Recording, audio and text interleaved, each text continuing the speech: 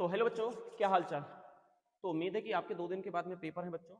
तो हम आपकी डिमांड में लेकर आ गए हैं बायोलॉजी का वन शॉट, और यहाँ पर बातें होंगी पेपर हैक करने की, जहाँ पर सबसे इंपॉर्टेंट क्वेश्चन लेकर आया हूँ जो एग्जाम में आते ही आते हैं। तो आपको बहुत सारे क्वेश्चन बेटा इसी से मिलेंगे, आज के लेक्चर से मिलेंगे। तो पूरा पूरा लेक्चर देख लेना, और यदि आपके पास में कम टाइम हो तो इसे थोड़ा सा स्पीड बढ़ाकर देख लेना यदि मैं स्लो पढ़ा रहा हूँ, ठीक है। वैसे तो प्रयास नहीं करूंगा कि स्लो पढ़ाऊँ, और हो सकता है कि मैं थोड़ा स्पीड में पढ़ाऊं, तो फिर भी आप लोगों का टाइम कम है तो पूरा का पूरा रिवीजन कराने का प्रयास करेंगे, और बचा हुआ फिजिक्स भी लेने का प्रयास करेंगे, ठीक है बच्चा। चलिए स्टार्ट करते हैं। तो प्यारे प्यारे से बच्चों, काम क्या है जल्दी से स्टार्ट करने के लिए। काम क्या है, थोड़ा सा बिल्कुल बैठ जाइए और एकांत में बैठिए, और बिल्कुल शांत मन को शांत कर लीजिए, ठीक है। चलिए बच्चा पढ़ाई कर लेते हैं। तो सबसे पहले बच्चा हमारे पास में आता है प्रकाश संश्लेषी। हरे पेड़ पौधे सूर्य के प्रकाश की उपस्थिति में कार्बन डाइऑक्साइड तथा जल को अवशोषित करके पर्णहरित की सहायता से अपना भोजन बना लेते हैं। जो बेटा हरे पेड़ पौधे होते हैं वो भोजन कैसे बनाते हैं बेटा, सूर्य का प्रकाश लेते हैं, सूर्य का प्रकाश मिला, पर्णहरित मिला की उपस्थिति, और इसके बाद में इसमें CO2 और हमारे पास में जल, इन दोनों को मिलाया और इसका बन गया बेटा खाना। क्या बना बेटा, खाना। तो हमारे पास में क्या रहेगा बच्चा, CO2 और प्लस का H2O इज इक्वल टू सूर्य का प्रकाश, सूर्य का प्रकाश और पर्णहरित, और क्या बन जाएगा बच्चा, आपका ग्लूकोज बन जाएगा C6H12O6 और प्लस का आपका 6O2 निकल जाएगा। ये है ग्लूकोज, ग्लूकोज। तो यह आपकी एग्जाम्पल हो जाएगा, ठीक है बच्चा। तो प्रकाश संश्लेषी, प्रकाश संश्लेषण क्या है बेटा, जिसमें हरे पेड़ पौधे अपना भोजन बनाते हैं, किसके द्वारा, सूर्य के प्रकाश और पर्णहरित की सहायता से बेटा CO2 और जल को अवशोषित करके बनाते हैं, ठीक है। प्रकाश संश्लेषण को बेटा कौन कौन प्रभावित कर सकता है, कौन कौन प्रभावित कर सकता है बेटा, कौन कौन प्रभावित कर सकता है। तो सबसे पहले प्रकाश संश्लेषण को प्रभावित करने वाले कारक, तो बेटा इसमें बहुत सारे हैं। पहला है ताप का प्रभाव, तो बेटा ताप बढ़ाने पर प्रकाश संश्लेषण की दर बढ़ जाती है। दूसरा है बेटा जल की मात्रा, यानी जल अगर मिल जाए इससे ज्यादा तो क्या होगा, जल की मात्रा बढ़ाने पर प्रकाश संश्लेषण की दर बढ़ जाती है। CO2 की मात्रा, CO2 की मात्रा बढ़ाने पर प्रकाश संश्लेषण की दर बढ़ जाती है। चलिए थोड़ा कॉल आई थी, तो चलिए काम कर लेते हैं। तो आर्द्रता या नमी के प्रभाव, आर्द्रता बढ़ने पर प्रकाश संश्लेषण की दर बढ़ जाती है, और खनिज लवण की मात्रा बढ़ने पर प्रकाश संश्लेषण की दर बढ़ जाती है। सीधा सा बताऊं बेटा कैसे याद करना है। देख बेटा, चारों को चारों क्या करना है बेटा, लिखना है ताप, लिख लिया। दूसरा क्या लिखना है बेटा, CO2। तीसरा क्या लिखना है बेटा, H2O। फिर क्या लिखना है बेटा, आर्द्रता। फिर क्या लिखना है, खनिज लवण, खनिज लवण, खनिज लवण। सिंपल सा हैक बता रहा हूं, ये तीनों में बेटा बढ़ जाती है और ये दोनों में घट जाती है। ये क्लियर सी बात, ठीक है। ये जब क्लियर हो गई तो अब इसके आगे बात कर ले बच्चा, आगे आगे आगे। तो बेटा प्रकाश संश्लेषण की क्रियाविधि, प्रकाश संश्लेषण की क्रियाविधि बच्चों अगर बात करें तो दो प्रकार की होती है। पहला होता है प्रकाशिक अभिक्रिया, दूसरा होती है अप्रकाशिक अभिक्रिया। प्रकाशिक और अप्रकाशिक अभिक्रिया। प्रकाश की अनुपस्थिति में, यानी प्रकाश ना हो, सॉरी सॉरी, अनुपस्थिति नहीं, उपस्थिति होना चाहिए थी।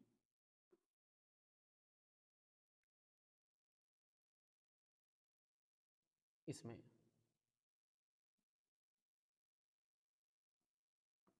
प्रकाश की उपस्थिति में होने वाली अभिक्रियाओं को प्रकाशिक अभिक्रिया कहते हैं, और इसकी खोज बच्चा हिल नामक वैज्ञानिक ने की थी, इसी कारण इसे हिल अभिक्रिया भी कहते हैं। तो मतलब जो प्रकाशिक अभिक्रिया है तो उसकी खोज किसने की थी, हिल नामक वैज्ञानिक ने की थी, इसी कारण इसका नाम क्या पड़ गया, हिल अभिक्रिया पड़ गया। ये कहाँ होती है, ये अगर बात करें तो ये हरित लवक के ग्रेना भाग में संपन्न होती है। रिमेंबर दिस थिंग्स, हरित लवक के ग्रेना भाग में। ऑप्शनल मार देता बच्चा, ऑप्शनल यहाँ से दे देता है, ठीक है। तो क्या हो गया बेटा, प्रकाशिक अभिक्रिया हो गया। प्रकाश की अनुपस्थिति में होने वाली प्रकाश की अनुपस्थिति में होने वाली अभिक्रिया को अप्रकाशिक अभिक्रिया कहते हैं। इसकी खोज ब्लैक मैन नामक वैज्ञानिक ने की थी, इसी कारण इसे बेटा ब्लैक मैन नामक वैज्ञानिक ने की थी, ठीक है बच्चा। और ये हरित लवक के स्ट्रोमा भाग में संपन्न होती है, और इसे बेटा हम क्या का है, ब्लैक मैन अभिक्रिया भी कहते हैं, ठीक है। एक और फैक्ट है, तो इसमें किसने खोज की थी बेटा, ब्लैक मैन ने, इसी कारण इसका नाम क्या हो गया बेटा, ब्लैक मैन अभिक्रिया, ठीक है। अगला आ जाए, तो अगला क्या है, प्रकाश संश्लेषण के लिए आवश्यक सामग्री बच्चा। क्या क्या बेटा चाहिए प्रकाश संश्लेषण के लिए? आवश्यक यानी कच्ची सामग्री बेटा, सूर्य का प्रकाश चाहिए, जल चाहिए, CO2 चाहिए, पर्णहरिम चाहिए। पर्णहरिम, पर्णहरिम ये बेटा नहीं, ये नहीं, पर्णहरिम चाहिए। तो बेटा ये 4 चीजें चाहिए होती हैं, ठीक है। रसायन संश्लेषी क्या होते हैं बेटा? रसायन संश्लेषी, नया टॉपिक, नया टॉपिक। ऐसे जीव जो अपना भोजन बेटा रासायनिक पदार्थों से प्राप्त करते हैं उन्हें रासायनिक संश्लेषी कहते हैं। जैसे hydrogen bacteria, iron bacteria, sulphur bacteria आदि हो सकते हैं। ये क्या करेंगे बेटा? ये आयरन को बेटा खा खा के जिंदा रहता है। दरअसल लोहा भी खाया जा सकता है क्या? हाँ बच्चा, लोहा भी खाया जा सकता है। तो ये जो बैक्टीरिया है ये लोहा खाकर भी क्या कर लेते हैं बेटा? अपना काम चला लेते हैं। ठीक है, आगे चलें। आ जाओ बेटा, पोषण के चरण। तो बच्चों जब हम खाना खाते हैं, जैसे खाना खाया, खचर खचर खचर खचर खाना खा गए, जब खाना खा गए तो बेटा खाना खाने के बाद दांतों से चबाओगे, चबाने के बाद कहाँ जाएगा? अंदर जाएगा। अंदर जाके बेटा जाने से तक से हम उत्सर्जन तक की जो प्रक्रिया होती है बेटा वो पोषण के चरण आते हैं। तो कितने चरण होते हैं? 5 चरण होते हैं। कितने चरण? 5 चरण। तो सबसे पहले काम क्या होता है बेटा? भोजन का अंतःग्रहण, भोजन का अंतःग्रहण, भोजन का अंतःग्रहण। सर्वप्रथम भोजन को हाथों की सहायता से मुख में लाते हैं। सर्वप्रथम भोजन को हाथों की सहायता से कहाँ लाते हैं? मुख में लाते हैं। फिर दांतों से उसे चबाया जाता है, उसमें लार मिलाकर लसदार व लचीला बनाकर भोजन को निगल लेने की प्रक्रिया को भोजन को अंतःग्रहण कहते हैं। वही यहाँ पर लिखा होगा कि हमने सर्वप्रथम भोजन लाए, भोजन को दांतों से चबाया, काटा और उसमें लार मिलाकर लसदार और गुटक लिया। गुटक लेने की प्रक्रिया को क्या कहला? भोजन का अंतःग्रहण, भोजन का अंतःग्रहण। तो भोजन का पाचन क्या है? आघुलनशील भोज्य पदार्थ को, आघुलनशील भोज्य पदार्थ को घुलनशील भोज्य पदार्थ के रूप में परिवर्तित करना भोजन का पाचन कहलाता है। यानी जो हम खाते हैं बेटा वो बहुत सॉलिड होता है, ये कह दो जटिल होता है, और जटिल भोज्य पदार्थ को सरल भोज्य पदार्थ में परिवर्तित करना पाचन कहलाता है। दो चीजें हो सकती हैं, तो जटिल से सरल में, या तो आप आघुलन से घुलन वाला लगा लीजिएगा, दो जो भी लगा। अब यहाँ पर क्या है? ये है हमारे पास में अगला, आते हैं अवशोषण। अब जो हमारा भोजन पच गया है तो पचे में बहुत सारे हमारे विटामिन है, प्रोटीन है, कार्बोहाइड्रेट है, सारे पोषक तत्व भरे पड़े। तो बेटा इन पोषक तत्वों को बेटा अवशोषित करना है। यानी क्या है बच्चा? अवशोषण। पचित भोज्य पदार्थ से पोषक तत्वों को अवशोषित करना अवशोषण कहलाता है। और जब अवशोषित हो गया तो बेटा अवशोषित थोड़ा रहेगा, पूरे शरीर तक पहुंचेगा। तो बेटा अवशोषित पोषक तत्वों को शरीर के विभिन्न अंगों तक पहुंचाने की प्रक्रिया को स्वंगीकरण कहते हैं। उत्सर्जन क्या है? अपचित तथा अपशिष्ट पदार्थों को शरीर से बाहर त्यागने की प्रक्रिया को उत्सर्जन कहते हैं। एक बच्चा बिल्कुल सिंपल सी बात बता रहे हैं। सबसे पहले भोजन उठाना है, खाना है, से खाया, खाने के बाद गुटका गुटका गुटका, तो गुटकने की जो प्रक्रिया हो गई बेटा ये अंतःग्रहण। अंतःग्रहण होने के बाद कहाँ गया बेटा? हमारे अमाशय में गया। अमाशय में जाने के बाद में क्या होगा बच्चा? तो अमाशय में जाने के बाद में बेटा ये जो जटिल भोज्य पदार्थ था वो सरल भोज्य पदार्थ में परिवर्तन, यानी आघुलनशील भोज्य पदार्थ तो घुलनशील भोज्य पदार्थ। अब जो ये पच गया तो पचने के बाद इसमें बहुत सारे पोषक तत्व, इनको निकालना होता है। तो पचित भोज्य पदार्थ से पोषक तत्वों को अवशोषित करना अवशोषण कहलाता है। और दूसरा है स्वांगीकरण। स्वांगीकरण, अब जो अवशोषित पोषक तत्व है शरीर के विभिन्न अंगों तक पहुंचाना स्वांगीकरण कहलाता है। उत्सर्जन, पचित तथा अपचित तथा अपशिष्ट पदार्थ को शरीर से बाहर निकालने की प्रक्रिया को उत्सर्जन कहते हैं। तो जो हमारे पास में जो भी बेकार है, जो पचा नहीं पाया, वो धीरे धीरे एकत्रित होता रहता है मल के रूप में, फिर उसे क्या कर देते हैं बेटा? शरीर से बाहर निकाल देते हैं। क्लियर सी बात समझ में आ गई? तो हाँ, जिन बच्चों को बेटा ये पीडीएफ चाहिए तो आपको ग्रुप में मिल जाएगी, टेलीग्राम का चैनल इसमें लिंक में डाला हुआ डिस्क्रिप्शन पे, वहां पर जाकर डाउनलोड कर लीजिएगा। ठीक है, स्क्रीन शॉट आउट का बेटा काम नहीं होता बेटा, बहुत टाइम लगता है स्क्रीन शॉट में बेटा, भर जाएगा 100 पेज बेटा लगभग लगभग पहुंचने वाले हैं। ठीक है, बहुत सारा। अगला क्या है बेटा? लार। आखिर लार हमारी क्यों निकलती है बच्चा? लार, लार, तो लार क्या है बच्चा? लार की भूमिका, लार में बेटा हमारे पास में टाइलिन नामक एंजाइम पाया जाता है। टाइलिन, टाइलिन, टाइलिन नामक एंजाइम पाया जाता है। ये करता है क्या बेटा? ये मंड का पाचन करता है। ये किसका करता है बेटा? मंड का पाचन करता है। और यह भोजन को लसदार व लचीला बना देता है, जिससे भोजन को आसानी से गुटका जा सकता है, गुटका जा सकता है। और एक स्वस्थ मनुष्य प्रतिदिन कितना बेटा? 1.5 लीटर लार स्रावित करता है। और यह हल्का क्षारी होता है। तो इसका पीएच मान कितना बेटा? 7.4। ठीक है, हल्का सा क्षारी होता है। अगला देखें, वृक्क की क्रियाविधि या मनुष्य में मूत्र का निर्माण। मनुष्य के की क्रियाविधि या मूत्र का निर्माण। एक मिनट, एक मिनट तो ठहरो जरा, जरा ठहरने दो, ठहरने दो। अच्छा ठहर गए? ठीक, ठहरे थे, आपका गाना सुन रहे थे। ठीक, गाना सुन लेना चाहिए बेटा, प्रेशराइज नहीं होने का, मस्त गाना सुनने का। चलिए ठीक है, तो हमारे पास में बच्चा काम क्या है? वृक्क की कार्यविधि। तो बेटा इसका जो एक्सप्लेनेशन है वो नेक्स्ट पेज में है, नेक्स्ट पेज में है, नेक्स्ट पेज में है। तो सबसे पहले कि मनुष्य, हमारी जो किडनी होती है, वृक्क होता है, वो काम कैसे करता है या हमारे शरीर में निर्माण कैसे करता है। सिंपल सी बेटा मैं 3 स्टेप बताना चाहता हूँ। सबसे पहले बेटा काम करो, एक छन्नी लगी होती है अल्ट्रा फिल्ट्रेशन की, उसके अंदर से जो भी रुधिर के साथ मिला होता है, ये छन्नी सबको बाहर निकालती है, तू भी बाहर सबको बाहर निकाल देती है। और जब सबको बाहर निकाल देती है तो फिर इसके बाद उस रुधिर के में कुछ नहीं बचता, केवल रुधिर होता है।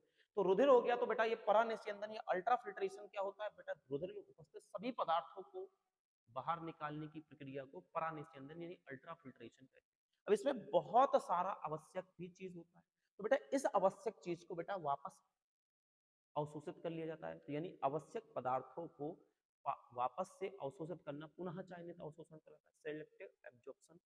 फिर इसके बाद होता है बेटा सेक्रेशन यानी निष्कासन। तो निष्कासन में क्या होता है बच्चा काम का, जो अपचित, जो हमारे पास में हानिकारक जो पदार्थ थे, जो बेकार पदार्थ थे, वो जल के साथ मिलकर मूत्र का निर्माण कर देते हैं। चलिए देखते हैं ये क्या है। तो हमारे पास में क्या क्या है, सबसे पहले परानिस्यंदन। परानिस्यंदन तो देखिए यहां से आप देखिए परानिस्यंदन यानी अल्ट्रा फिल्ट्रेशन। इसमें देखो बेटा क्या होता है, इसमें रुधिर में उपस्थित सभी पदार्थों को छानकर अलग कर देती है, जिसे परानिस्यंदन कर देता है। कर लेना ठीक है, थोड़ा सा हिंदी का देख लेना। तो कर देता है, और जब कर देता है तो बेटा वो आवश्यक भी है अनावश्यक भी है। अब दूसरा क्या होता है, पुनः चयनित अवशोषण।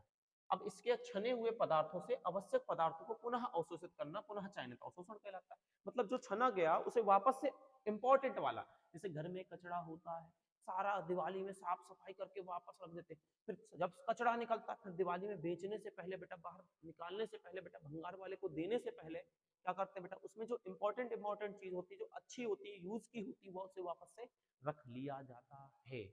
बात क्लियर समझ में आ गई, अच्छे समझ में आई। निष्कासन क्या होता है, अब जो निष्कासन, जो खराब खराब पदार्थ था, जो शेष बचे हुए हानिकारक पदार्थ जल के साथ मिलकर मिलकर मूत्र का निर्माण कर देते हैं, मूत्र का निर्माण कर देते हैं। तो अगला बच्चा आ जाते हैं, अगला हमारे पास में क्या है बेटा, वृक्क की नेफ्रॉन संरचना। नेफ्रॉन संरचना, यह प्रत्येक वृक्क में लगभग 10 लाख नेफ्रॉन्स का बना होता है। यह वृक्क की क्रियात्मक तथा रचनात्मक इकाई होती है और इसकी संरचना को 2 भागों में। तो बेटा जो हमारी किडनी होती है, तो ये लगभग लगभग एक किडनी जो होती है, एक किडनी 10 लाख नेफ्रॉन्स का बना होता है। नेफ्रॉन्स का दूसरा नाम क्या है, विप्राणु। ठीक है, तो ये कितने बने होते हैं, 10 लाख के। तो बेटा क्या करता है बेटा, ये वृक्क की क्रियात्मक और रचनात्मक इकाई है, मतलब इन्हीं ये फंक्शनल यूनिट होता है, फंक्शनल यूनिट होता है। चलिए इधर से उठा लेते हैं इसका। तो कहाँ गया कहाँ गया कहाँ गया, किडनी किडनी किडनी का डायग्राम बच्चा देख लेते हैं, देख ले मिल गया, किडनी का मिल गया डायग्राम, आ गया बेटा। इस किडनी के डायग्राम में अगर बात करेंगे, इस किडनी के डायग्राम में बात करेंगे, तो सबसे पहले इस किडनी के डायग्राम में देख लें क्या क्या है। तो सबसे पहले मेरे पास में ये दिखाई देता है, इसे कहते हैं बेटा हमारे पास में मैल्पी घी कोश। इसमें क्या होता है, इसमें बेटा हमारे पास में जो रक्त ये से कहते हैं, और ये बोमेन संपुट हो गया सी आकार का, बोमेन संपुट।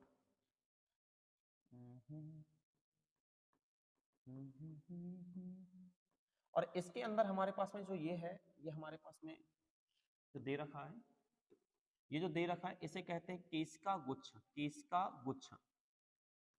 ये हेनले लूप है, हेनले लूप। ठीक है, ये जो नीचे वाला है हेनले लूप है, और ये जो हमारे पास में है, ये हमारे पास में कुंडलित नलिका और ये संग्राहक नलिका है। ठीक है, इसे आप हिंदी में लेकर बना लीजिए। चलिए यहाँ पर बात कर लेते हैं। तो बेटा इसकी संरचना को बेटा 2 भागों में बांटा गया। कितनी भागों में बेटा, 2 भागों में। पहला मैल्पी घी कोश है और दूसरा बेटा स्रावी नलिका। मैल्पी घी कोश में एक सी आकार की संरचना होती है जिसे बोमेन संपुट कहते हैं। तो बेटा जो सी आकार का ये जो बना था, ये जो बना था, ये सी आकार, इसका नाम बोमेन संपुट है। और इसमें बेटा काम क्या होता है, रक्त कोशिकाओं का बना एक गुच्छा होता है। इसमें रक्त कोशिकाओं का बना एक गुच्छा होता है जिसे केशिका गुच्छ या ग्लोमेरुलम कहते हैं। तो बेटा ये हमारे पास में क्या हो गया बेटा, ग्लोमेरुलस हो गया। और यह बेटा इसे केशिका गुच्छ कह दूंगा, केशिका गुच्छ, ये केशिका गुच्छ हो जाएगा। ठीक है, अब इसमें क्या हो सकता है बेटा, इसके 3 भाग होते हैं, कुंडलित नलिका, हेनली लूप, ये संग्राहक नलिका। तो इसमें बेटा अगर बात करें, सॉरी तो पहले आ जाओ, मेल्पी घी को उसको छोड़कर शेष भाग स्रावी नलिका कहलाता है। तो यानी स्रावी नलिका क्या है, मेल्पी घी को छोड़ दो, वो सी आकार का इतना सा जो बना है उसको छोड़ने के बाद जितना भी भाग का बचता है वो स्रावी नलिका होता है। तो इतना लिख दोगे बेटा, नंबर मिल जाएंगे पूरे पूरे, ठीक है। अगला चल ले, हृदय। अरे भाई साहब, तो सबसे पहले कह रहा मैंने उसको देखा, और देखते ही वो क्या हुआ बेटा, कह रहा सर दिल में धड़कन उत्पन्न हो गई थी और दिल धड़कने लग गया था सर, दिल धड़क रहा था तो सर पता नहीं चला सर उसके बाद क्या हुआ सर। वो तो सर मेरे को सर कुछ तो है उसकी बातों में जादू था सर, मैं उसको ख्यालों में डूबा था। बेटा तू डूबा रहा है, यहाँ पर आ जा बेटा। तो बेटा ये हृदय होता है, हृदय में बेटा 4 चेंबर होते हैं। कहाँ होता है, हमारे बेटा जो सीना होता है यानी चेस्ट होता है यानी वक्ष गुहा होता है, इसमें हल्का बाईं ओर होता है। किस आकार का होता है, मुट्ठी के आकार का होता है ऐसा, ठीक है। अगर मुट्ठी के आकार का होता है तो इसमें क्या क्या होगा बेटा, तो यह मुट्ठी के आकार का पेशी अंग होता है जो वक्ष गुहा के हल्का बाईं ओर स्थित होता है, और यह किस रंग का होता है बेटा, लाल रंग का होता है। इसका द्रव्यमान लगभग 300 ग्राम होता है, और इसकी लंबाई 15 सेंटीमीटर, चौड़ाई 10 और मोटाई 6 सेंटीमीटर, और हृदय के चारों ओर में एक द्रव भरा होता है जिसे हृदय आवरण द्रव या पेरिकार्डियल द्रव कहा जाता है। तो बेटा ये साइंटिफिक नाम है पेरिकार्डियल द्रव, और यदि आप ना लिख पाओ तो हृदय आवरण द्रव, मतलब हृदय के चारों ओर एक द्रव भरा होता है जिसका नाम है पेरिकार्डियल द्रव, या तो हम उसे क्या बोल सकते हैं बच्चा, हृदय आवरण द्रव। पक्की बात है, हृदय आवरण द्रव। अब क्या है हृदय की आंतरिक संरचना। बेटा हृदय को अगर अंदर से देखा जाए तो कैसा दिखाई देगा, बाहर से देखने तो बड़ा खूबसूरत सा है। तो बेटा ऐसा पान का पत्ता मत बना देना बेटा, ये हृदय नहीं है, ठीक है। ये पान का पत्ता है बेटा, कह रहा सर पान का पत्ता है, हाँ बेटा ये हृदय नहीं है, इन्हें पता नहीं किन कवियों ने बना रखा है बेटा, लेकिन ये तो नहीं है। तो हृदय में क्या होता है बेटा, 4 कमरे होते हैं। कह रहा सर हमारा कमरा भी किसी के हृदय में है, बेटा कमरा नहीं बेटा, खुद का घर बना बेटा, घर। अभी पढ़ाई कर ले तो बेटा खुद का भी घर होगा बेटा, दूसरे के कमरे में रहने से बेटा टैक्स वसूला जाता है, किराया देना पड़ता है, ठीक है। बेटा हृदय में 4 वेश्म होते हैं, ऊपर वाले वेश्म को आलिंद कहते हैं। तो ये ऊपर वाले जो वेश्म है, ये वाले ऊपर वाले ये वेश्मों को कहा जाता है आलिंद, आलिंद।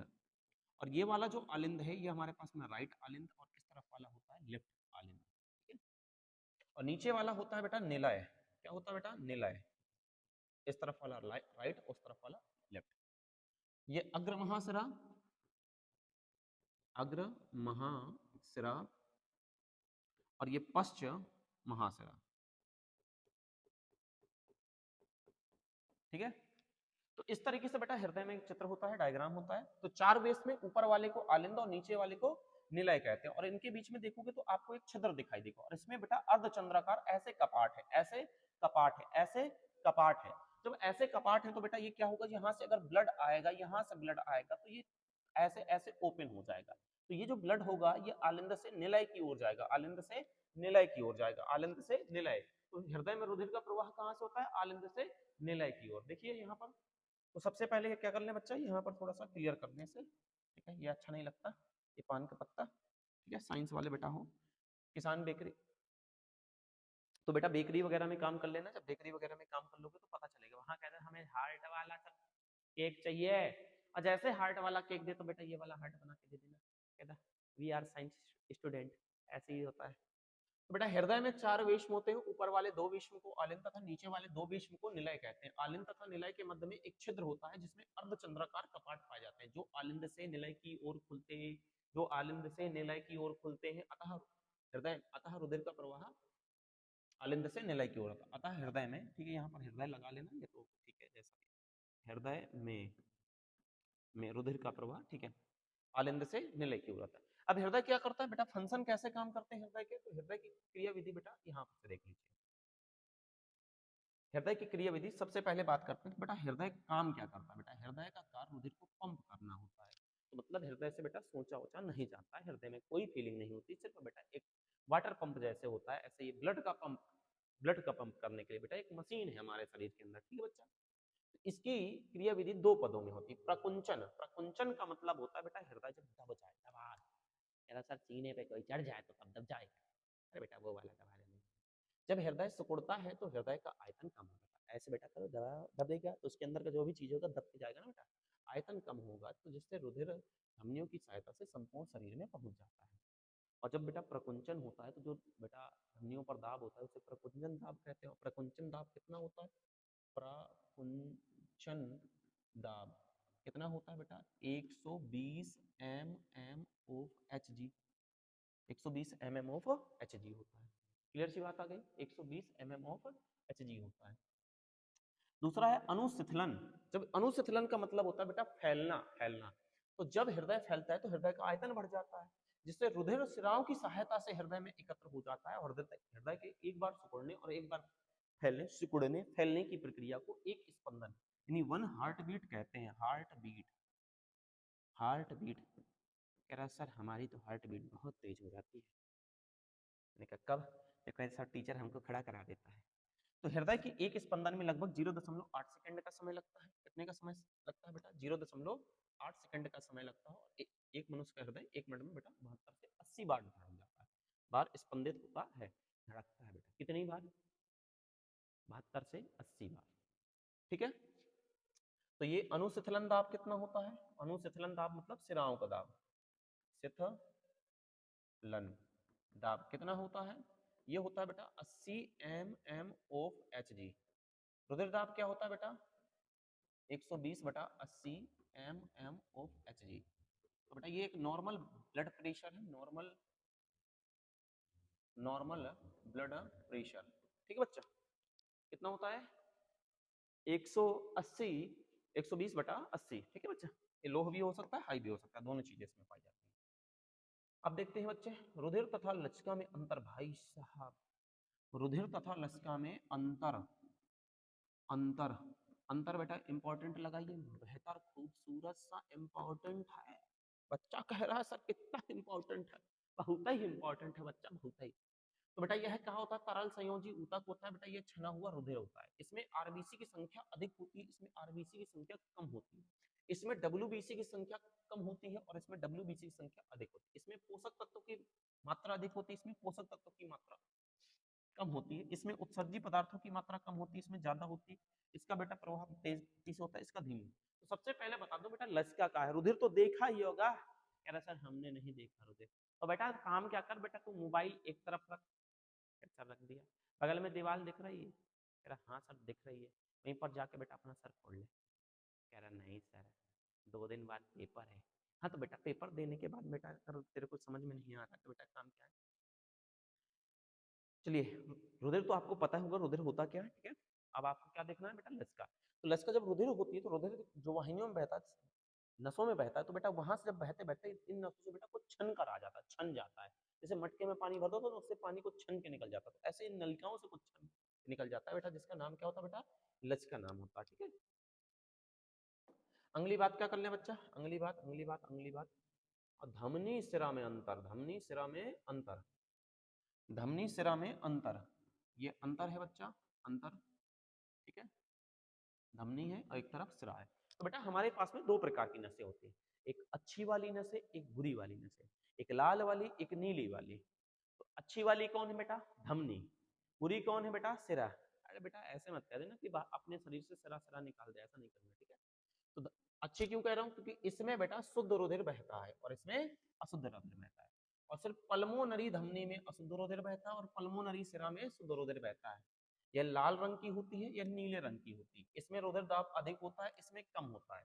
इसमें कितना होना चाहिए बेटा? 120 mm ऑफ Hg।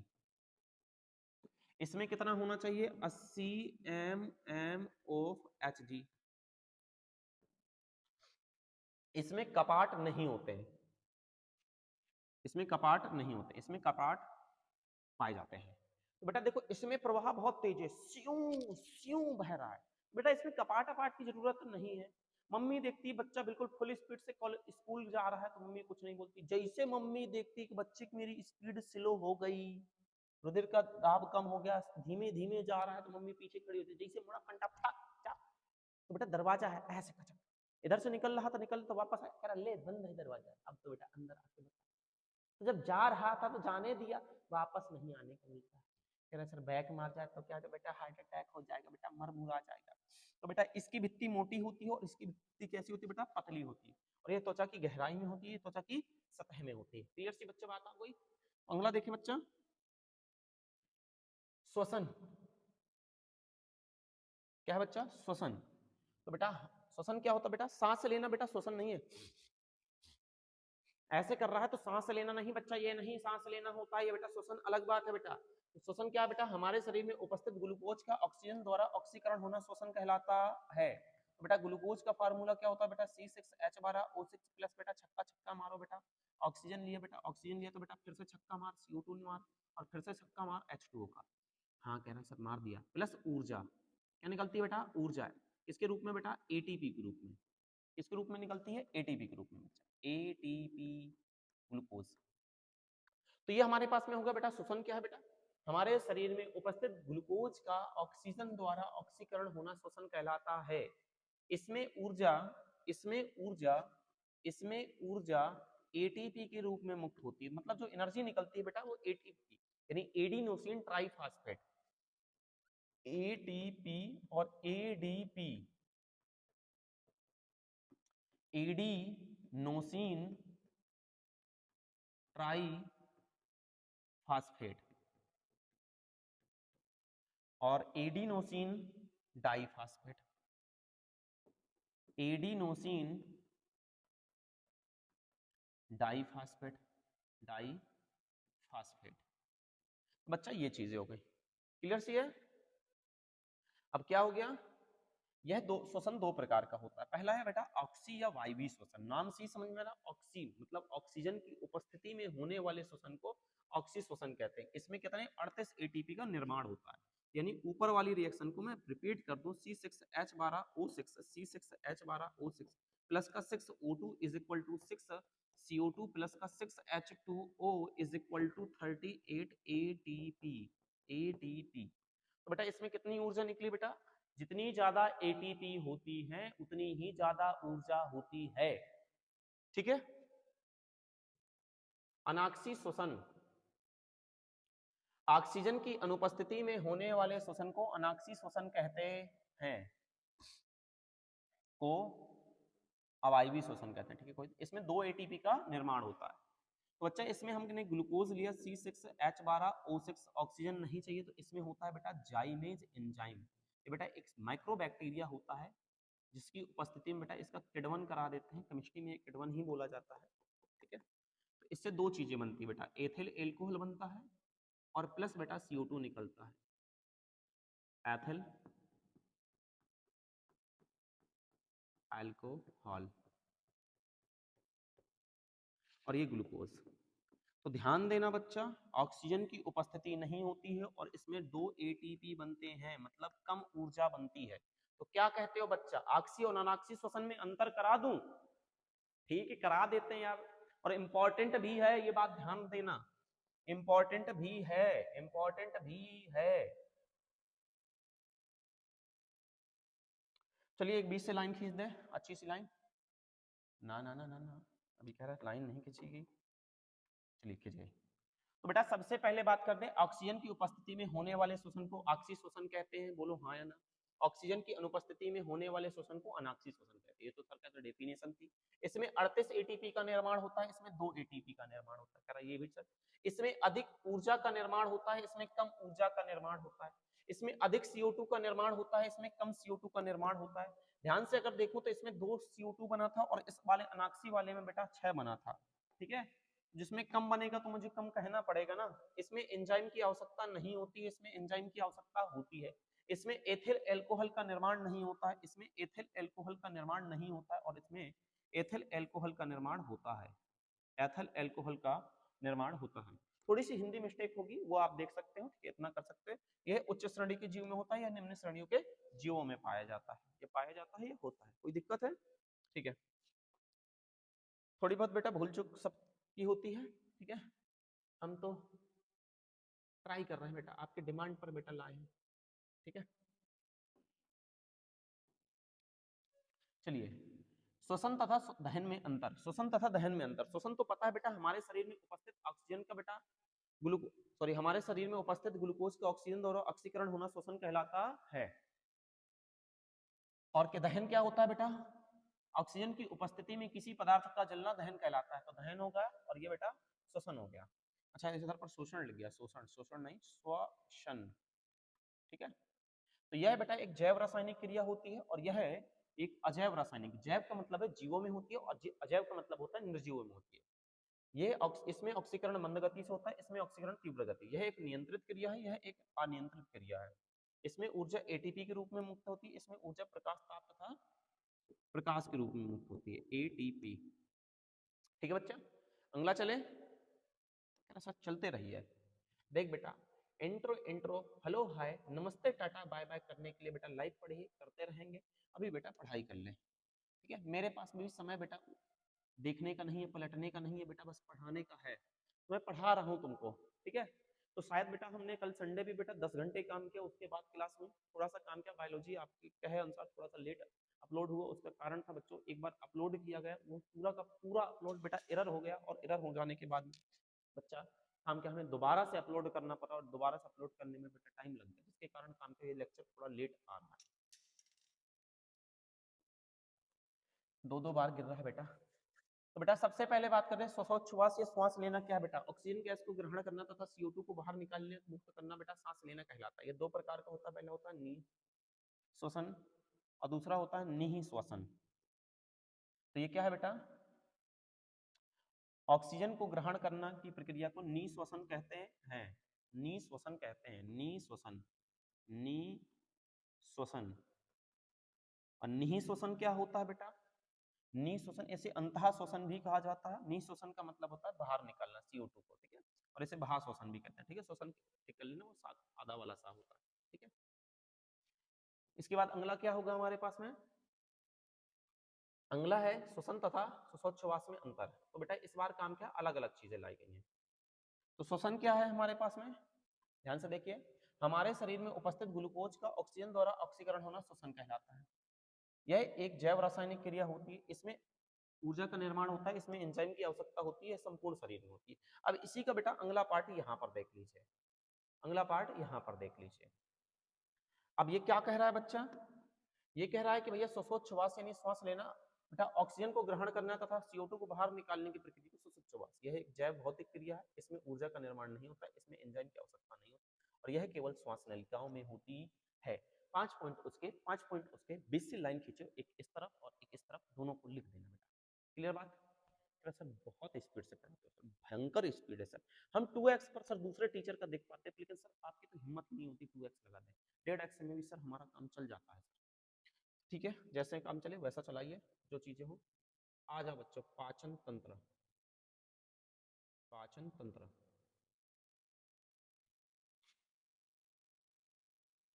चलिए बच्चों, पाचन तंत्र को पहले इमेज हम यहाँ पर इंसर्ट कर लेते हैं थोड़ा सा। पाचन तंत्र भयंकर वाला, पाचन तंत्र, ठीक है, आ चुका है। क्या है ये, आ गया बेटा, जानते हो मैंने बनाया नहीं होगा, डाउनलोड कर लिया था।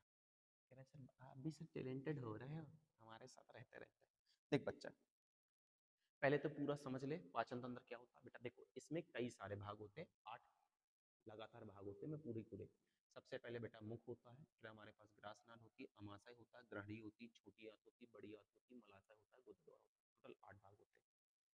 सबसे पहले काम क्या करते हैं, हम भोजन लेते हैं, दांतों में लाते हैं, चबाते हैं, चबाने के बाद बेटा उसे अंदर गुटकी गुटकने के बाद बेटा यहाँ से हमारे पास में अब ग्रास नाल या भोजन नली चले। तो बेटा गुटका हुआ भोजन में क्या हो, ग्रास नाल बेटा ये गुटका हुआ भोजन को कहाँ पहुंचा देती है, अमाशय में। जब अमाशय में पहुंचाएगी तो अमाशय लगातार क्या होता रहता है बेटा, सिकुड़ेगा फैलेगा, सिकुड़ेगा फैलेगा, जिससे हमारा जो भोजन होता है वो लुगदी के रूप में परिवर्तित हो जाता है। किसके रूप में, लुगदी के रूप में परिवर्तित हो जाता है। जब लुगदी के रूप में परिवर्तित हो जाएगा तो उसमें बेटा फिर जठर रस मिलता है, इसमें दीवारों पर जठर ग्रंथियां पाई जाती है, जिससे जठर रस निकलता है। और जठर रस क्या करता है, जठर रस में HCl अम्ल पाया जाता है, जो इसकी क्षारीय अशुद्धियों को दूर करता है और प्लस भोजन को सड़ने से भी बचाता है। ठीक है बच्चा, इतनी बातें क्लियर। जब ये बेटा अमाशय से हो गया तो अमाशय से गुजरने के बाद बेटा ये ग्रहणी में पहुंचा। ग्रहणी क्या होती है बेटा, एक सी आकार की आकृति होती है। किस आकार की बेटा, सी आकार की होती है। सी आकार की होती है, 20 से 25 सेंटीमीटर लंबी होती है। इसमें भोजन पहले पित्तरस से मिल जाता है, बाद में अग्न्याशी रस से मिल जाता है। फिर बेटा छोटी आंत की हुई, छोटी आंत बेटा नाम का बस छोटा है, बहुत सबसे बड़ी होती है, ठीक है। कितनी होती है, 6 से 7 मीटर होती है, और शायद इसकी चौड़ाई 2 से 3 सेंटीमीटर होती होगी। अब जब इसकी आंतों से जब जाता है तो इसमें के दीवारों पर असंख्य रसांकुर होते हैं, उंगली की समान संरचना होती है, रसांकुर होती है, और ये पोषक तत्वों को अवशोषित कर ले, खींच खींच के खींच खींच के खींच खींच के खींच खींच के सारे पोषक तत्व निकाले, और पोषक तत्व निकालने के बाद बेटा इस बड़ी आंत में भेज देते हैं। बड़ी आंत और छोटी आंत की दीवारों पर एक संरचना पाई जाती है बेटा, जैसे सीकम कहते हैं, ठीक है। अब जब ये बड़ी आंत से होता बेटा जो खनिज लवण थे उसको निकाल लिया बेटा, इसके बाद बेटा मलाशय में बेटा भेज दिया जाता है। मलाशय में क्या होता रहता है, धीरे धीरे जो अपचित और जो भोजन होता है या अपशिष्ट होता है वो धीरे धीरे मल के रूप में बेटा एकत्र होता है और फिर जैसे गुदे से बेटा बाहर त्याग दिया जाता है। चलिए आइए बात करते हैं पाचन तंत्र या आहार नाल की। पाचन तंत्र, हमारे शरीर में पाचन के लिए एक तंत्र पाया जाता है जिसे पाचन तंत्र कहते हैं, इसे आहार नाल भी कहते हैं। आहार नाल क्या है, मुख गुहा से लेकर गुदा द्वार तक के कुंडली भाग को आहार नाल कहते हैं। आहार नाल में कितने भाग थे बेटा, मैंने बताया 8। तो सबसे पहले आते हैं इसके निम्नलिखित भाग होते हैं, इनमें से क्या है, सबसे पहले बेटा मुख गुहा। तो सर्वप्रथम भोजन को हाथों की सहायता से मुख तक ले जाते हैं, फिर उसे दांतों से चबाकर उसमें लार मिलाकर उसे लसदार तथा लचीला बनाकर ग्रहण करने की प्रक्रिया को भोजन का अंतः ग्रहण कहते हैं। व्यासनाल या भोजन नली, इसकी लंबाई 25 सेंटीमीटर होती है जो केवल भोजन संवहन का कार्य करते हैं। यह भोजन को मुख से अमाशय तक ले जाने का कार्य करती है, मुख से अमाशय तक ले जाने का कार्य करते हैं। तो अब क्या है हमारे पास में अमाशय। अमाशय की बात कर ले तो बेटा ये क्या होता है बेटा, यह जे आकार की थैलीनुमा संरचना होती है जो डायाफ्राम के नीचे लेफ्ट साइड में होती है, ठीक है। यह भोजन यहाँ 3 से 4 घंटे तक रहता है और लगातार सिकुड़ता तथा फैलता रहता है, जिससे भोजन लुगदी के रूप में परिवर्तित हो जाता है, जिसे हम काइम कहते हैं। काइम अमाशय की दीवारों में जठर ग्रंथियां पाई जाती हैं जो जठर रस स्रावित करती है। जठर रस में HCl अम्ल पाया जाता है जो क्षारीय अशुद्धियों को दूर करता है। वही जो बच्चों अभी मैंने सब बताया था सारा का सारा वही है, ठीक है। ग्रहणी क्या है बेटा, ग्रहणी एक सी आकार की संरचना बताई थी। तो ये क्या होती है बेटा ग्रहणी, ग्रहणी यह सी आकार की नलीनुमा संरचना होती है जिसकी लंबाई 20 से 25 सेंटीमीटर होती है। यहाँ पर लुगदी के समान आया भोजन, लुगदी के समान आया भोजन भोजन काइल कहलाता है, काइल कहलाता है। भोजन पहले यहाँ पित्तरस से रस से तथा बाद में अग्न्यासी रस से मिलता है। छोटी आंत यह आहार नाल का सबसे बड़ा भाग होता है, आहार नाल का सबसे बड़ा भाग होता है जिसकी लंबाई 6 से 7 मीटर तथा चौड़ाई 2 से 3 सेंटीमीटर होती है। छोटी आंत की दीवारों पर असंख्य असंख्य रसांकुर पाए जाते हैं जो भोजन में उपस्थित पोषक तत्वों को अवशोषित करते हैं और इसकी दीवारों पर आंत ग्रंथियां पाई जाती हैं जो प्रतिदिन लगभग 1 से 1.5 लीटर लार स्रावित करते हैं। बच्चों ये चीज हो गया, सॉरी यहाँ पर जो 6 से 7 लीटर लार अंतरस स्रावित करते हैं। चलिए आगे देखें। अब काम क्या है हमारे पास में, छोटी आंत के बाद में बड़ी आंत आते हैं। तो बड़ी आंत क्या था बच्चा, बड़ी आंत देखोगे जब इसकी लंबाई बेटा 1.5 मीटर होती है और चौड़ाई 6 से 7 सेंटीमीटर होती है और यहाँ पर भोजन में उपस्थित खनिज लवण का तथा जल का अवशोषण होता है। अब क्या होता है बेटा, मलाशय में बड़ी आंत से आया हुआ अपचित तथा अपशिष्ट पदार्थ मल के रूप में मलाशय पर एकत्र होता रहता है और धीरे धीरे जब एकत्र हो जाता है तो फिर मलाशय में एकत्र मल को समय समय से गुदा और से त्यागने की प्रक्रिया को बेटा उत्सर्जन कहते हैं, ठीक है बेटा। उत्सर्जन भी इसमें लगा दिया। अब क्या हो जाए बच्चा, नियंत्रण। नियंत्रण जीवों द्वारा बाह्य वातावरण तथा आंतरिक वातावरण, बेटा मेरे अंदर जो है और बाहर जो है वातावरण के मध्य सामान्य बनाए रखने की स्थिति, थोड़ा रुक जाइए, को नियंत्रण कहते हैं, ठीक है। को के मध्य जीवों द्वारा बाह्य वातावरण तथा आंतरिक वातावरण के मध्य संतुलन बनाए रखने की स्थिति को नियंत्रण कहते हैं और सामान्य स्थिति बनाए रखना बेटा समन्वय कहलाता है। यानी नॉर्मल रहो तो बेटा कोऑर्डिनेशन हो रहा है, समन्वय हो रहा है, और कोई बिगड़ रहा है तो बेटा उसमें कंट्रोल कर लो, संतुलन बना लो तो बेटा नियंत्रण हो जाएगा, ठीक है। आप जैसे चल रहे हो बेटा, कोई अगर बगल से निकल रहा है तो साइड होना पड़ेगा, तो बेटा ये नियंत्रण है। तुम वहीं पर खड़े रहो, उसने आके 2 झापड़ मार दिए। पादप में समन्वय, पादप में समन्वय, पादप में समन्वय की बात कर लें तो बेटा पेड़ पौधों द्वारा बाह्य वातावरण तथा आंतरिक वातावरण के मध्य सामान्य स्थिति बनाए रखने को पादप में समन्वय कहते हैं। पादप में समन्वय हार्मोन्स द्वारा होता है और पादप हार्मोन्स क्या होते हैं बेटा, पेड़ पौधों में पाए जाने वाले हार्मोन्स को पादप हार्मोन्स कहते हैं। ये 2 प्रकार के होते हैं बच्चा, पहला होता है वृद्धि कारक हार्मोन्स, दूसरा होता है वृद्धि रोधक हार्मोन्स।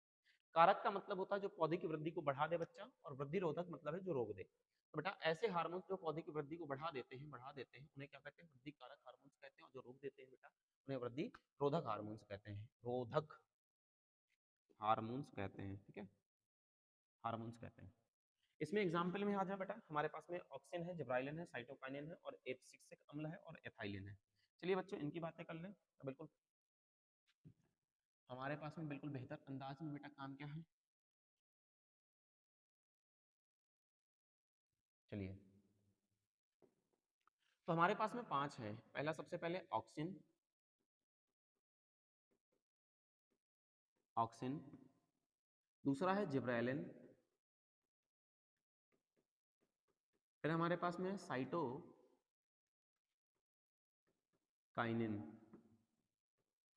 फिर हमारे पास में है एब्सिसिक अम्ल, और फिर हमारे पास में लास्ट में है एथाइलिन। बेटा ये 5 है, ठीक है। पांचों के लिए काम क्या करते हैं, बीच से लाइन खींच देते हैं और आपको पांचों के पांचों एक लाइन में समझा देते हैं कैसे लिखना होता है, ठीक है बेटा। इसका हैक भी है हमारे पास में, बहुत खूबसूरत है, एक ही बार में बेटा क्लियर हो जाता है। एक ही बार में क्या हो जाता है बेटा, क्लियर हो जाता है। तो सबसे पहले बात करते हैं, तो ये कौन सा है, वृद्धि कारक हार्मोन्स होता है, वृद्धि कारक हार्मोन्स। तो लिख देना बेटा यह एक वृद्धि कारक हार्मोन्स होता है, यह भी क्या होता है, वृद्धि कारक हार्मोन्स होता है। यह एक वृद्धि कारक हार्मोन्स होता है, यह एक वृद्धि कारक हार्मोन्स होता है, यह एक वृद्धि कारक हार्मोन्स, यह एक वृद्धि रोधक हार्मोन्स होता है, रोधक हार्मोन्स, और यह एक वृद्धि रोधक हार्मोन्स होता है, रोधक रोधक हार्मोन्स होता है। अब इसके बाद जो पूछता है बेटा, इसके काम क्या है, उपयोग तथा प्रभाव पूछता है, उपयोग तथा प्रभाव, उपयोग तथा प्रभाव, ये सब में पूछेगा बच्चा, उपयोग तथा प्रभाव। पहला कोश का दीर्घीकरण डाल देना, कुछ ना आए तो बेटा काम क्या, कोश का दीर्घीकरण। 3 सबकी सेम रहेंगी, पुष्पन, विगलन, विगलन सबका बेटा अलग अलग लिखना, ठीक है। और अनिषेक फलन। चौथी बस हेडिंग चेंज करूंगा, पत्तियों तथा तनों की लंबाई, की लंबाई। इसमें भी नए अंगों का निर्माण। इसमें आलू में कंद, आलू में कंद,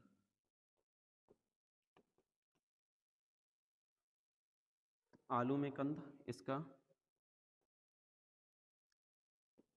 फल। हाँ इसके लिए थोड़ा सा फैक्ट दो तो याद रखना बच्चा, दो तो फैक्ट थोड़ा लगा करने में। बेटा ये गैसीय अवस्था में होता है, किस अवस्था में होता है बेटा, गैसीय अवस्था में होता है, अवस्था में होता है।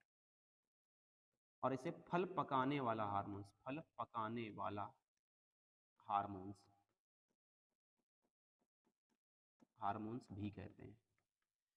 तो बच्चों चलो करके सिखाते हैं बेटा। सबसे पहले कोश का दीर्घीकरण को बढ़ा देता है, तो क्या लिखूंगा बेटा, इसमें पहली हेडिंग पड़ेगी कोश का दीर्घीकरण, डैश करके लिख देना, यह कोश का दीर्घीकरण को बढ़ा देता है। इसमें भी क्या लिखोगे बेटा, यह कोश का दीर्घीकरण को बढ़ा देता है, यह कोश का दीर्घीकरण को बढ़ा देता है, यह कोश का दीर्घीकरण को क्या कर देता है बेटा, रोक देता है, रोक देता है। अब ये मत लिख देना घटा देता है, यह कोश का दीर्घीकरण को रोक देता है, ठीक है।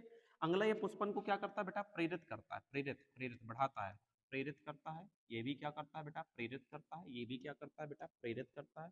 और ये क्या करता है बेटा, रोक देता है। और ये बगल वाला भी क्या करता है, रोक देता है। ये विगलन को क्या कर देता है बेटा, ये विगलन को रोक देता है, ये विगलन को रोक देता है, ये विगलन को रोक देते हैं, ये विगलन को क्या करते हैं बेटा, रोक देते हैं। ये विगलन को क्या करते हैं बेटा, बढ़ा देते हैं, बढ़ा देते हैं। मतलब उल्टा कर देना है, सब में एक भाषा लिखनी है। सबसे पहले ध्यान ले लो, कोशिका दीर्घीकरण, ये कोशिका दीर्घीकरण को बढ़ा देता है, यानी जो कोशिका का आकार होगा वो साइज बढ़ जाएगा, जब साइज बढ़ जाएगा तो पौधे की लंबाई बढ़ जाएगी, और कोई रोक देगा तो बेटा लंबाई नहीं बढ़ेगी, ठीक है। और ये क्या करता है बेटा, ये आनिशिक फलन को बेटा बढ़ा देता है, बढ़ा देता है, ये आनिशिक फलन को बढ़ा देता है। ये पत्तियों तथा तनों की लंबाई को बढ़ा देता है, बढ़ा देता है। ये नए अंगों का निर्माण करता है, ये आलू में कंद का निर्माण करता है। आलू में कंद मतलब आलू निर्माण करता है और ये फल को पका देता है। बेटा इसमें सिर्फ आपको इतना तैयार करना है, ज्यादा कुछ तैयार करने की जरूरत नहीं है। टेबल मस्त है, एक बार में समझ में आ जानी चाहिए। ये तीन के तीन क्या थे बेटा, यहाँ से लगा के यहाँ तक बेटा ये कारक वाले थे, वृद्धि कारक, वृद्धि कारक ये सिमिलर होंगे, और ये दोनों क्या है, वृद्धि रोधक हार्मोन्स, वृद्धि रोधक हार्मोन्स। तो बात समझ में आई होगी, वृद्धि रोधक हार्मोन्स। ठीक है बच्चा। अगला क्या है बच्चा हमारे पास में,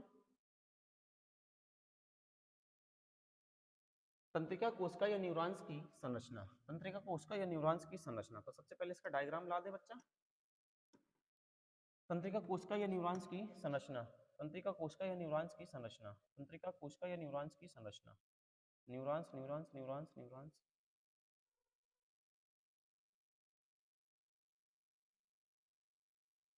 शायद डायग्राम नहीं, चलिए ठीक है बना लेते हैं। तो सबसे पहले काम क्या करना है आपको, तंत्रिका कोशिका या न्यूरॉन्स की संरचना। तो हमारे पास में क्या है, एक न्यूरॉन्स होना चाहिए था,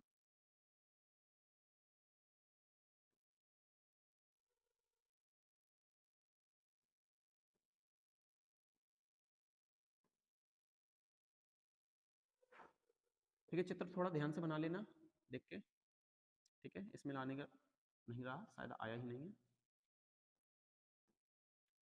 टाइम बच जाता है, बाकी कुछ नहीं, बनाना कोई बड़ी बात नहीं है।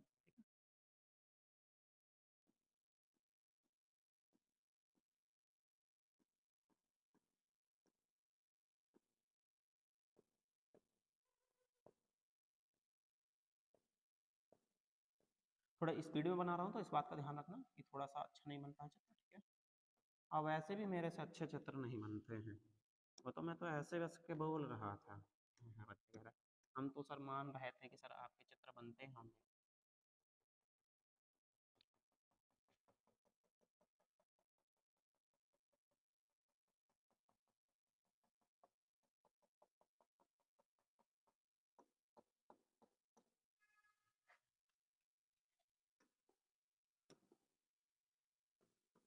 चलिए, तो इस तरीके से बेटा हमारे पास में तंत्रिका कोशिका होती है। तंत्रिका कोशिका में एक एक बात कर लेते हैं। सबसे पहले ये वाली हमारी चीज है कोशिका काय। कोशिका काय यानी सेल बॉडी या साइटोन इसे कहते हैं, सेल बॉडी या साइटोन कहते हैं, कोशिका काय। ठीक है बच्चा। तो हमारे पास में ये पूरी की पूरी क्या है, नेफ्रॉन की संरचना है। तो ये बेटा क्या होगा, तो कोशिका काय के अंदर बात करेंगे तो यह तंत्रिका कोशिका का सबसे प्रमुख भाग होता है, जो हमारे पास में क्या होता है, सबसे प्रमुख भाग होता है, इसमें अंडा, इसमें केंद्रक जो अंडाकार होता है और यह एक्सॉन से जुड़ा होता है, ठीक है। और इसमें बात ध्यान देना बेटा, इसमें केंद्रक पाया जाता है बेटा, केंद्रक, माइट्रोकॉन्ड्रिया, कॉन्ड्रिया तथा निसल के कण पाए जाते हैं, के कण पाए जाते हैं, पाए जाते हैं। तो बेटा इसके बाद में अगर बात कर ले तो ये हमारे पास जो पतले पतले से निकले हैं तो बेटा इन्हें कहते हैं डेंड्रॉन्स। क्या कहते हैं बेटा, डेंड्रॉन्स। और ये जो बेटा इसके और आगे भी निकले हैं तो इन्हें कहते हैं बेटा डेंड्राइट्स, डेंड्राइट्स, डेंड्राइट्स कहते हैं, ठीक है बच्चा। चलिए देखते हैं इसमें, तो डेंड्रॉन्स और डेंड्राइट्स क्या है बेटा, कोशिका काय से, कोशिका काय से पतले पतले प्रवर्ध निकले होते हैं जिन्हें डेंड्रॉन्स कहते हैं, तथा डेंड्रॉन्स से भी पतले पतले अनेक प्रवर्ध निकले होते हैं जिन्हें डेंड्राइट्स कहते हैं। ये करते क्या है बच्चा पार्टी, इनका काम करने क्या है बेटा, यह संवेदनाओं को ग्रहण करते हैं, यह संवेदनाओं को ग्रहण करते हैं, ग्रहण करते हैं, यह संवेदनाओं को ग्रहण करते हैं। क्लियर सी बात है, यानी जो भी अगर चीजें फील होंगी वो इन्हीं के द्वारा बेटा ये क्या होंगी, मस्तिष्क तक बेटा पहुंचाएंगे। एक्सॉन या बेटा तंत्रिकाक्ष क्या है बेटा, कोशिका काय से एक लंबा व मोटा प्रवर्ध निकला होता है जिसे बेटा एक्सॉन कहते हैं। एक्सॉन के चारों ओर एक बेटा झिल्ली पाई जाती है जिसे बेटा न्यूरिलेमा कहा जाता है, और इसके चारों ओर बेटा माइलिन शीथ नामक द्रव भरा होता है, और यह कुछ कुछ दूरियों पर टूटा होता है जिसे रेनिवियर कहते हैं। क्या कहते हैं बेटा, रेनिवियर कहते हैं। बात क्लियर। तंत्रिका कोशिका या न्यूरॉन्स के प्रकार, तो सबसे पहले बच्चा बता दें कि तंत्रिका कोशिका या न्यूरॉन्स के प्रकार क्या होते हैं। 1 मिनट थोड़ा सा रुक जाइएगा, फिर उसके बाद दें, ठीक है, कि कितना लेना। चलिए बच्चा बात करते हैं। तो हमारे पास में काम क्या हो गया, तंत्रिका कोशिका या न्यूरॉन्स की के प्रकार। तो बेटा कार्य के आधार पर बेटा 3 प्रकार होते हैं। तो वर्ग के आधार पर बेटा 3 प्रकार की होती है। कितने प्रकार की होती है बेटा, 3 प्रकार की होती है, ठीक है। तो पहला है संवेदी न्यूरॉन्स। बेटा यह संवेदनाओं को यह संवेदी अंग से प्राप्त संवेदनाओं को मस्तिष्क तक पहुंचाने का कार्य करते हैं। तो बच्चा जैसे मेरे पास में मैंने देखा तो आंखें मेरी देखने वाली होंगी, तो इनने संवेदना ग्रहण की, तो इनके अंदर संवेदी न्यूरॉन्स बैठे होंगे जो मेरे मस्तिष्क तक पहुंचाएंगे कि बेटा ये कुछ चीज आ रही है, क्या हो रहा है। और संवेदी न्यूरॉन्स संवेदी अंगों में स्थित होते हैं, जैसे मेरी त्वचा हो गई, जीभ हो गई, नाक हो गई, बेटा इनमें बेटा संवेदी, ठीक है। और चालक या प्रेरक न्यूरॉन्स क्या होते हैं बेटा, चालक या प्रेरक न्यूरॉन्स यह मस्तिष्क से प्राप्त आदेश को कार्यकारी अंग तक पहुंचाते हैं। जैसे मेरे पास में ये मार्कर आ रहा था, ये आ रहा था, तो मैंने इसे देखा कि मेरी तरफ आ रहा है। जब आ रहा है तो किसने देखा, मेरी आंखों ने देखा, और आंखों ने देखा तो क्या किया, मस्तिष्क तक पहुंचा दिया कि देख ये आ रहा है, क्या करना है, मस्तिष्क ने कहा कैच कर ले, तो मेरे हाथ पे उसने कैच कर लिया। और जब कैच कर लिया तो बेटा ये काम कौन ले जाएगा बेटा, चालक या प्रेरक। ये क्या करता है बेटा, सहचर न्यूरॉन या मध्यस्थ न्यूरॉन्स, यह बेटा संवेदी न्यूरॉन्स तथा चालक न्यूरॉन्स के मध्य संबंध स्थापित करता है। देख बेटा सबसे पहले होता है संवेदना, अब संवेदना के बाद होता है संवेदी अंग, संवेदी अंग। अब संवेदी अंग ने देखा तो इनमें बैठे हुए संवेदी न्यूरॉन्स, संवेदी न्यूरॉन्स, अब संवेदी न्यूरॉन्स ने इस संवेदनाओं को पहुंचा दिया मस्तिष्क तक, और जब मस्तिष्क तक पहुंचा दिया तो मस्तिष्क ने दिया एक आदेश, क्या दिया बेटा, आदेश। इन्हें कौन लेकर आया बेटा, प्रेरक न्यूरॉन्स। जब प्रेरक न्यूरॉन्स इसे लेकर आया तो किसे देगा बेटा, कार्यकारी अंग तक, कार्यकारी अंग को देगा। जब कार्यकारी अंग को देगा तो कार्यकारी अंग क्या करेगा बेटा, इसके बाद कार्य कर देगा, क्या कर देगा बेटा, कार्य कर देगा। क्लियर बात समझ में आ गई कि बेटा इस तरीके से पूरी प्रोसेस होती है, इस तरीके से पूरी की पूरी क्या होती है बच्चा, प्रोसेस होती है। क्लियर बात। ऐच्छिक क्रियाएं, तो बेटा ऐसी क्रियाएं जो मस्तिष्क द्वारा संपन्न होती हैं उन्हें क्या कहते हैं बेटा, ऐच्छिक क्रियाएं कहते हैं। जैसे मेरा बोलना हो गया, लिखना हो गया, खेलना हो गया, कूदना हो गया, पढ़ना हो गया, किसी को पीटना हो गया, डांस करना हो गया, दौड़ना हो गया, ये सब कैसी क्रियाएं बेटा, ऐच्छिक क्रियाएं। लेकिन अनैच्छिक क्रियाएं बेटा ऐसी क्रियाएं जो मस्तिष्क के द्वारा संपन्न नहीं होती है, उसे अनैच्छिक क्रियाएं कहते हैं। और यह मेरुरज्जु द्वारा संपन्न होती है, इसे प्रतिवर्ती क्रिया कहते हैं। जैसे हृदय की गति, आमाशय की गति, ये अनैच्छिक क्रियाएं होंगी। अब इनमें मस्तिष्क का कोई काम नहीं है, क्योंकि मस्तिष्क इन्हें चाहेगा भी रोकना तो रोक नहीं पाएगा, क्योंकि ये बिना मस्तिष्क के हो जाती है। क्लियर बात। फिर हमारे पास आता है बेटा मस्तिष्क। मस्तिष्क कहाँ होता है, हमारे सर कह रहे हैं खोपड़ी में, सर बैठा है, सर खोपड़ी में बैठा है, बैठा है ना। तो मस्तिष्क का क्या कर ले बच्चा, डायग्राम ले आए, ठीक है। मस्तिष्क का तो डायग्राम होना चाहिए, मस्तिष्क का डायग्राम होना चाहिए। ब्रेन का डायग्राम किधर गया, किधर गया, नहीं बेटा इसका था, इसका था, नहीं होगा तो बेटा नहीं बना पाऊंगा, वैसे तो होना तो चाहिए।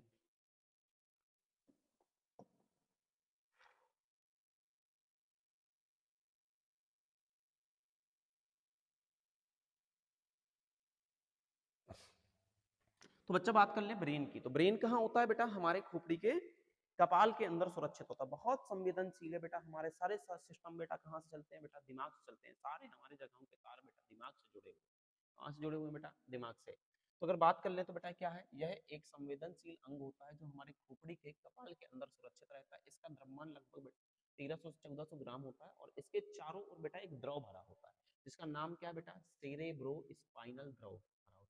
इसमें 3 प्रकार की झिल्ली पाई जाती है, पायामेटर, ड्यूरामेटर, एरिकनाइड। तो बेटा ये पायामेटर जो होती है सबसे अंदर की होती है, एरिकनाइड बाहर की होती है, और बेटा ड्यूरामेटर सबसे बाहर की होती है। तो इसमें देखो हृदय, इसमें अगर देखोगे मस्तिष्क में तो 3 लेयर दिखाई देंगे, तीनों लेयर बेटा ये होती है, ठीक है। अब क्या आते हैं बेटा, मस्तिष्क को 3 भागों में बांटा गया। कितने भागों में बेटा, 3 भागों में बांटा गया, देखते जाना। तो मस्तिष्क में कितने भाग होते हैं बच्चा, 3 भाग होते हैं। तो सबसे पहले आगे वाले भाग को बेटा अग्र मस्तिष्क, अग्र मस्तिष्क के बाद में ये वाला जो भाग होता है ये मध्य मस्तिष्क कहलाता है, और ये जो पीछे वाला भाग है इसे कहते हैं बेटा पश्च मस्तिष्क। तो कितने भाग होते हैं बेटा? 3 भाग होते हैं, और 3 भाग में क्या होता है, आगे वाले भाग को अग्र मस्तिष्क कहते हैं, इसके बीच में और इस पीछे वाले के हिस्से में बीच में एक भाग है जिसको क्या कहते हैं बेटा? मध्य मस्तिष्क। ये आगे वाला भाग ऊपर से ये क्या है? अग्र मस्तिष्क, और बीच वाला भाग ये वाला तो क्या है? मध्य मस्तिष्क, और ये पीछे वाला भाग क्या है बेटा? ये हमारे पास में पश्चिम मस्तिष्क है। तो मस्तिष्क को कितने भागों में बांटा गया बेटा? मस्तिष्क को 3 भागों में बांटा गया है, अग्र मस्तिष्क, मध्य मस्तिष्क और पश्चिम मस्तिष्क। अग्र मस्तिष्क की बात करें, यह मस्तिष्क का प्रमुख भाग होता है जो मस्तिष्क के सबसे आगे स्थित होता है। इसे प्रोसेनसिफ्लॉन भी कहते हैं, और इसके 3 भाग होते हैं। तो मतलब ये जो अग्र मस्तिष्क से आगे वाला, तो इसको भी 3 भागों में बांटा गया। कितने भागों में बांटा गया बच्चों? 3 भागों में बांटा गया है। अब इसके बाद आते हैं बेटा प्रामस्तिष्क। क्या बेटा? प्रामस्तिष्क, प्रामस्तिष्क या सेरिब्रम, यह मस्तिष्क का सबसे बड़ा भाग होता है, इसलिए इसे बड़ा मस्तिष्क भी कहते हैं, और यह 2 गोलार्धों में बटा होता है। प्रत्येक गोलार्ध में 3 गहरी दरारें पाई जाती हैं जो इसे 4 भागों में बांटी थी, और उसमें कुल कितनी पालियां होती हैं बेटा? 5 पालियां होती हैं। तो पांचों पाली के नाम क्या होते हैं बेटा? फ्रंटल है, टेम्पोरल है, पैलाइटर है, इंसुला है, अनुकंपी। और इसके कार्य क्या होता है बेटा? ये सोचने, स्मृति, ज्ञान, हर्ष, दुख, प्रेम, क्रोध, घृणा आदि बेटा क्रियाओं को बेटा ये क्या करता है बेटा? नियंत्रित करता है बेटा। इन्हीं क्रियाओं को ये क्या करता है बेटा? नियंत्रित करता है। ठीक है। अगला क्या बेटा हमारे पास में दूसरा है, हमारे पास में जो अग्र मस्तिष्क का भाग है वो हमारे पास में दूसरा है डाईएनसेफ्लॉन। डाईएनसेफ्लॉन यह मस्तिष्क के ठीक, यह प्रामस्तिष्क के ठीक नीचे स्थित होता है। इसमें 3 भाग होते हैं, थैलेमस, हाइपोथैलेमस और पीस ग्रंथि, और यह भूख, नींद, प्यास आदि क्रियाओं को नियंत्रित करती है। इसके बाद बेटा इसकी बात कर ले तो यहाँ पर होती है बेटा घ्राण पिंड। यह अग्र मस्तिष्क के अधर सतह में, साथ में नहीं बेटा, सतह में स्थित होती है, जो सूंघने की क्षमता को नियंत्रित करते हैं। तो बेटा यहाँ पर स्थित है। जब भी आपको जुकाम वगैरह हो जाता है, कोल्ड वगैरह हो जाता है, तो क्या होता है, जब करते हो तो बेटा आपको सूंघने की क्षमता खत्म हो जाती है, बेटा ये काम ही नहीं करती है। तो मध्य मस्तिष्क की बात कर ले, मध्य मस्तिष्क की बात कर ले। अग्र मस्तिष्क तथा पश्चिम मस्तिष्क के बीच में स्थित भाग को मध्य मस्तिष्क कहते हैं। इसे लघु मस्तिष्क भी कहा जाता है। लघु मतलब छोटा मस्तिष्क, छोटा मस्तिष्क, लघु लघु लघु लघु। ठीक है। अब इसके बाद अगला आ जाए, तो अगला हमारे पास में क्या है बच्चा? तो आते हैं पश्चिम मस्तिष्क। क्या आते हैं बेटा? तीसरा हिस्सा है हमारे पास में पश्चिम मस्तिष्क। मस्तिष्क, तो पश्चिम मस्तिष्क क्या है बेटा? यह मस्तिष्क का मस्तिष्क का सबसे पिछला भाग होता है। पिछला भाग होता है, होता है। इसके 2 भाग होते हैं बेटा, अनुमस्तिष्क। पश्चिम मस्तिष्क में एक गोलाकार संरचना होती है जिसे अनुमस्तिष्क कहते हैं, और ये छोटा मस्तिष्क भी कहते हैं, और यह अच्छी क्रियाओं को नियंत्रित करती है। और इसके बाद आते हैं मेडुला ऑब्लागेटा। मेडुला ऑब्लागेटा की बात कर ले बेटा, तो काम क्या होता है? पश्चिम मस्तिष्क से, पश्चिम मस्तिष्क में एक गोलाकार संरचना होती है जिसे मेडुला ऑब्लागेटा कहते हैं, और यह अनैच्छिक क्रियाओं को नियंत्रित करती है। और इसका आगे संबंध बेटा यहाँ से लगा के यहाँ होती है, तो इसका संबंध फिर मेरु रज्जु से हो जाता है। तो जो मेनली क्या करती है बेटा? अनैच्छिक क्रियाओं को नियंत्रित करने का कार्य करती है। किन क्रियाओं को? अनैच्छिक क्रियाओं को। तो बेटा आते हैं मेरु रज्जु। मेरु रज्जु, मेरु रज्जु की बात कर ले तो बेटा मेरु रज्जु जैसे हम क्या कहते हैं बेटा? स्पाइनल कॉर्ड कहा जाता है, कॉर्ड। तो मस्तिष्क के मेडुला ऑब्लागेटा से जुड़ी हुई एक बेलनाकार संरचना पाई जाती है जिसे क्या कहते हैं बेटा? मेरु रज्जु कहते हैं। मेरु रज्जु कहते हैं। इसमें भी बेटा सेरेब्रो स्पाइनल द्रव भरा होता है, एज वेल एज मस्तिष्क जैसा ही इसके अंदर बेटा चारों ओर एक द्रव भरा होता है जिसे सेरेब्रो स्पाइनल द्रव कहते हैं। इसमें 3 प्रकार की झिल्लियां पाई जाती है बेटा, pia mater, dura mater, arachnoid. Pia mater, dura mater, arachnoid, pia mater, dura mater, arachnoid. इसे रीढ़ रज्जु भी कहते हैं। इसमें कुल 24 जोड़ होते हैं। इसमें धूसर द्रव एच आकार में भरा होता है। ये अनैच्छिक क्रियाओं को बेटा नियंत्रित करती है। इसका डायग्राम अगर बनाना हो तो बेटा बना लेना, बेहतरीन होता है, खूबसूरत सा होता है, बना सकते हो, अच्छे बच्चे हो। ठीक है। तो ऐसा चित्र होता है, मैं चित्र बना दे रहा हूँ। ठीक है, बाकी आप बना लेना, अच्छे बच्चे हो। ठीक है। तो इस आकार में होता है, और इसके अंदर भी क्या होता है बेटा? इसके अंदर भी धूसर द्रव जो है वो ऐसे भरा होता है। ठीक है, इस तरीके से होता है। ये हमारे पास में क्या है? मेरुरज्जु की अनुदैर्ध्य काट का चित्र है। ठीक है, डायग्राम बनाएंगे वो। कह रहे सर आपका डायग्राम बनाना चाहिए सर। देख बेटा ग्रंथियां की बात कर ले, ग्रंथियों की बात कर ले बेटा। ग्रंथियां तो बेटा ऐसे अंग जिसमें कोई विशेष प्रकार का पदार्थ स्रावित होता है बेटा उसे ग्रंथि कहते हैं। कितने प्रकार की होती है बेटा? 3 प्रकार की। ऐसी ग्रंथि अंतःस्रावी ग्रंथि, ऐसी ग्रंथि जो नलिका विहीन होती है बेटा, इनमें नलिका नहीं होती, ये हार्मोन्स को स्रावित करती है और हार्मोन्स को सीधा रुधिर में भेज देते हैं, तो रुधिर बेटा इन्हें ले जाता है। ठीक है, और इतनी सारी बेटा जो ग्रंथि है बेटा एग्जाम्पल है इनके सारे प्यू से प्यूटेटरी, थाइमस, पैराथायरॉइड, फिर अधिवृक्क या थाइमस, बहुत सारी ग्रंथियां। ठीक है बच्चों, अगला क्या करें? अगला है हमारे पास में बहिस्रावी ग्रंथि है। क्या है बच्चा? बहिस्रावी ग्रंथि। तो बहिस्रावी ग्रंथियां देखोगे तो बेटा जिनमें क्या होते हैं? नलिका युक्त होती हैं, तो नलिका युक्त होती हैं उन्हें बहिस्रावी ग्रंथि कहते हैं। एंजाइम स्रावित करते हैं नलिका द्वारा एक स्थान से दूसरे स्थान पर भेजते हैं। तो हमारे पास में इसमें क्या है? लार ग्रंथि हो गई, पसीने की ग्रंथि। मिश्र ग्रंथि में बात करें तो ऐसी ग्रंथि जिनमें अंतः तथा बाह्यस्रावी दोनों के गुण पाए जाते हैं, उसे क्या कहते हैं? और इसमें यकृत भी लिख लेना, यकृत। ठीक है, यकृत भी क्या है? एक मिश्र ग्रंथि है। क्लियर बात?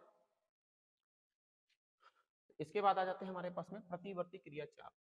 प्रतिवर्ती क्रिया के प्रवाह से संवेदी अंग से कार्यकारी अंग तक के मार्ग को प्रतिवर्ती क्रिया चाप कहते हैं। तो सबसे पहले प्रतिवर्ती क्रिया आ जाते हैं। प्रतिवर्ती क्रिया, प्रतिवर्ती क्रिया को बेटा ग्रहण क्या करेगा बेटा? तो संवेदी अंग होंगे, संवेदी अंग होंगे। संवेदी अंग क्या करेंगे बेटा? इनके में बैठे हैं संवेदी न्यूरॉन्स, संवेदी न्यूरॉन्स, संवेदी न्यूरॉन्स। और संवेदी न्यूरॉन्स इसको बेटा ले जाएंगे मेरु रज्जु में। क्यों ले जाएंगे? क्योंकि मेरु रज्जु ही क्या करती है बेटा? इनको नियंत्रित करती है। फिर प्रेरक ये चालक न्यूरॉन्स,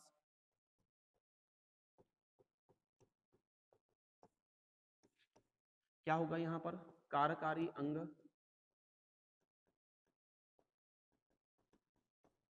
फिर हमारे पास में होगा बेटा कार। तो इस तरीके से बेटा रिफ्लेक्ट एक्शन पे होता है बेटा हमारे पास में प्रतिवर्ती क्रिया चाप।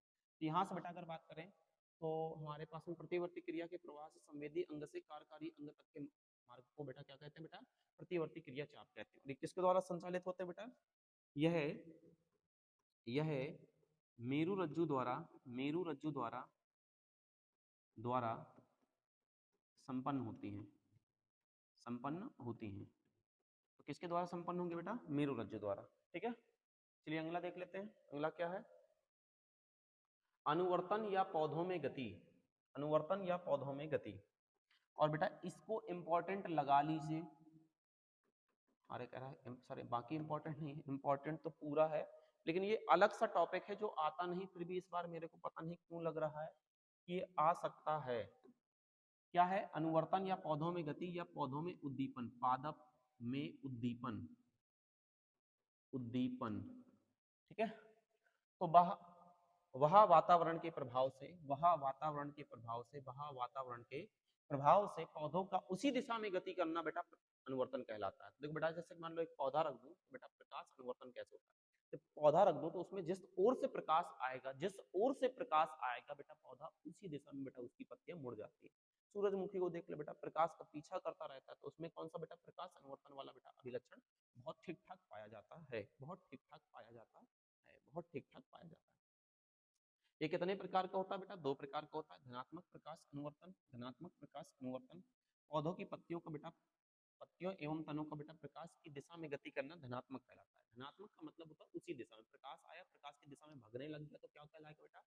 प्रकाश अनुवर्तन कहलाएगा। लेकिन बेटा उसकी विपरीत दिशा में भाग जाए, जैसे ऋणात्मक प्रकाश अनुवर्तन क्या? पौधों की जड़ों को प्रकाश की विपरीत दिशा में बेटा गति करना प्रकाश, ऋणात्मक प्रकाश अनुवर्तन कहलाता है। ठीक है, इसके बाद क्या है हमारे पास में? जल अनुवर्तन। जल अनुवर्तन क्या है बेटा? जल अनुवर्तन में देखोगे तो बेटा पौधे का जल की, पौधे का जल की दिशा में गति करना जल अनुवर्तन। 2 प्रकार का, धनात्मक यानी उसी दिशा में जाए धनात्मक, उल्टा जाए तो ऋणात्मक। पौधों की जड़ों का जल की दिशा में गति करना धनात्मक है और पत्तियों का बेटा उल्टी दिशा में गति करना ऋणात्मक है। ठीक है, इसमें क्या आ जाए बेटा? गुरुत्वीय अनुवर्तन। पौधे का गुरुत्व आकर्षण बल के कारण नीचे की ओर गति करना गुरुत्व अनुवर्तन कहलाता है। यह 2 प्रकार का होता है, धनात्मक बेटा जड़ नीचे जाती है तो धनात्मक, नीचे जाती है तो धनात्मक, और बेटा पत्तियां ऊपर जाती हैं तो ऋणात्मक। ठीक है, तो 2 मिनट का ब्रेक लेते हैं, थोड़ा सा पानी आनी पीते हैं, आप लोग भी पानी आनी पी लीजिए।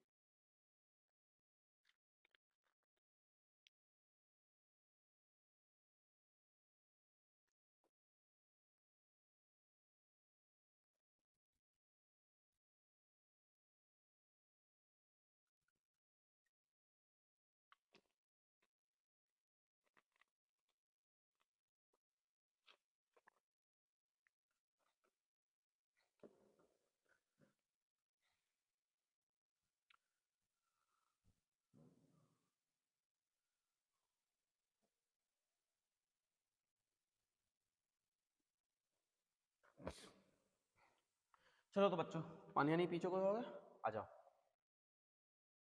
प्रजनन या जनन, यहाँ से बेटा रिप्रोडक्शन वाला चैप्टर चालू होता है। तो जीवों में अपने समान संतान उत्पन्न करने की क्षमता को बेटा प्रजनन कहते हैं।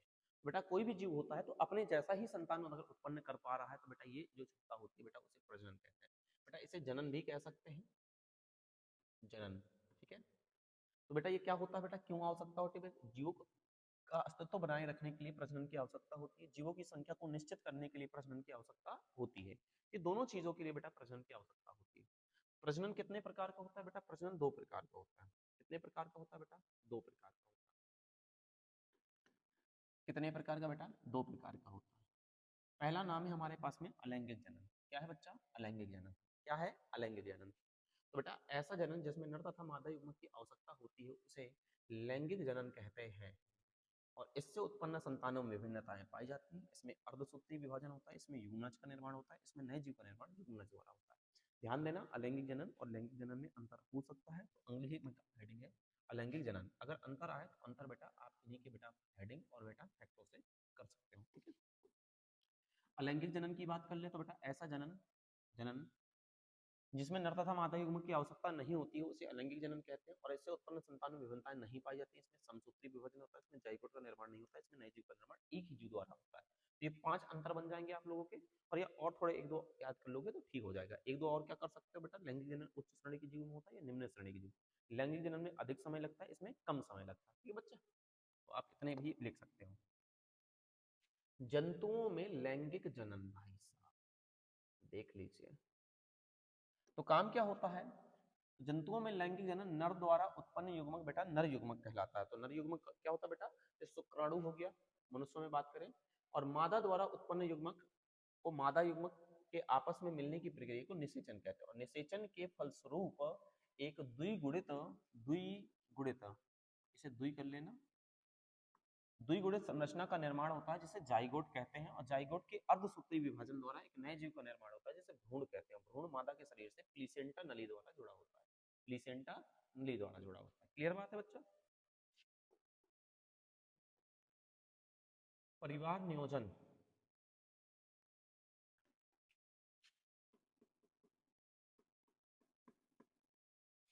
परिवार में बेटा बच्चों की संख्या को सीमित करके उनका पालन पोषण करना परिवार नियोजन कहलाता है। परिवार नियोजन की बेटा दो प्रकार की विधियां होती है। पहला होता है बेटा स्थायी विधि। स्थायी विधि क्या है बेटा? ऐसी विधियां बेटा, इन विधियों में संतान उत्पन्न करने की क्षमता बेटा जीवन काल के लिए समाप्त हो जाती है। तो बेटा ये बहुत ज्यादा बेटा पूछ रहा होता है, ठीक है। प्रीवियस में अब क्या होता है देखें, तो बेटा हम लोग काम क्या, पेपर हैक करने वाले बेटा मैक्सिमम क्वेश्चन बेटा ऐसे ही होंगे। तो बेटा काम क्या, पूरा का पूरा लेक्चर देख लेना। यदि आपको काम क्या होता है और थोड़ा सा स्पीड में देख लेना तो कुछ हो जाएगा। नसबंदी क्या होती है बेटा? इसकी निम्न विधि थी, यह पुरुषों में होती है बेटा। इसमें शुक्रवाहिनी को काटकर बांध दिया जाता है जिससे शुक्राणु बाहर नहीं निकल पाते, जिससे संतान उत्पन्न करने की क्षमता जीवन काल के लिए समाप्त हो जाती है। और यही महिलाओं में होती है जिसमें अंडवाहिनी को काटकर बेटा बांध दिया जाता है, जिससे अंडाणु बाहर नहीं आ पाते, अंडाणु बाहर नहीं आ पाते, अंडाणु बाहर नहीं आ पाते, जिससे संतान उत्पन्न करने की क्षमता जीवन काल के लिए समाप्त। ये दोनों के दोनों काम क्या है, इंपॉर्टेंट है, काफी बार पूछे गए हैं, ठीक है। अगला आते हैं बेटा अस्थायी विधियां। अस्थायी विधियों में हमारे पास में क्या है, बहुत सारी विधियां होती हैं, तो एक बार सुन लीजिए। तो सबसे पहले हमारे पास अस्थायी विधियां, इन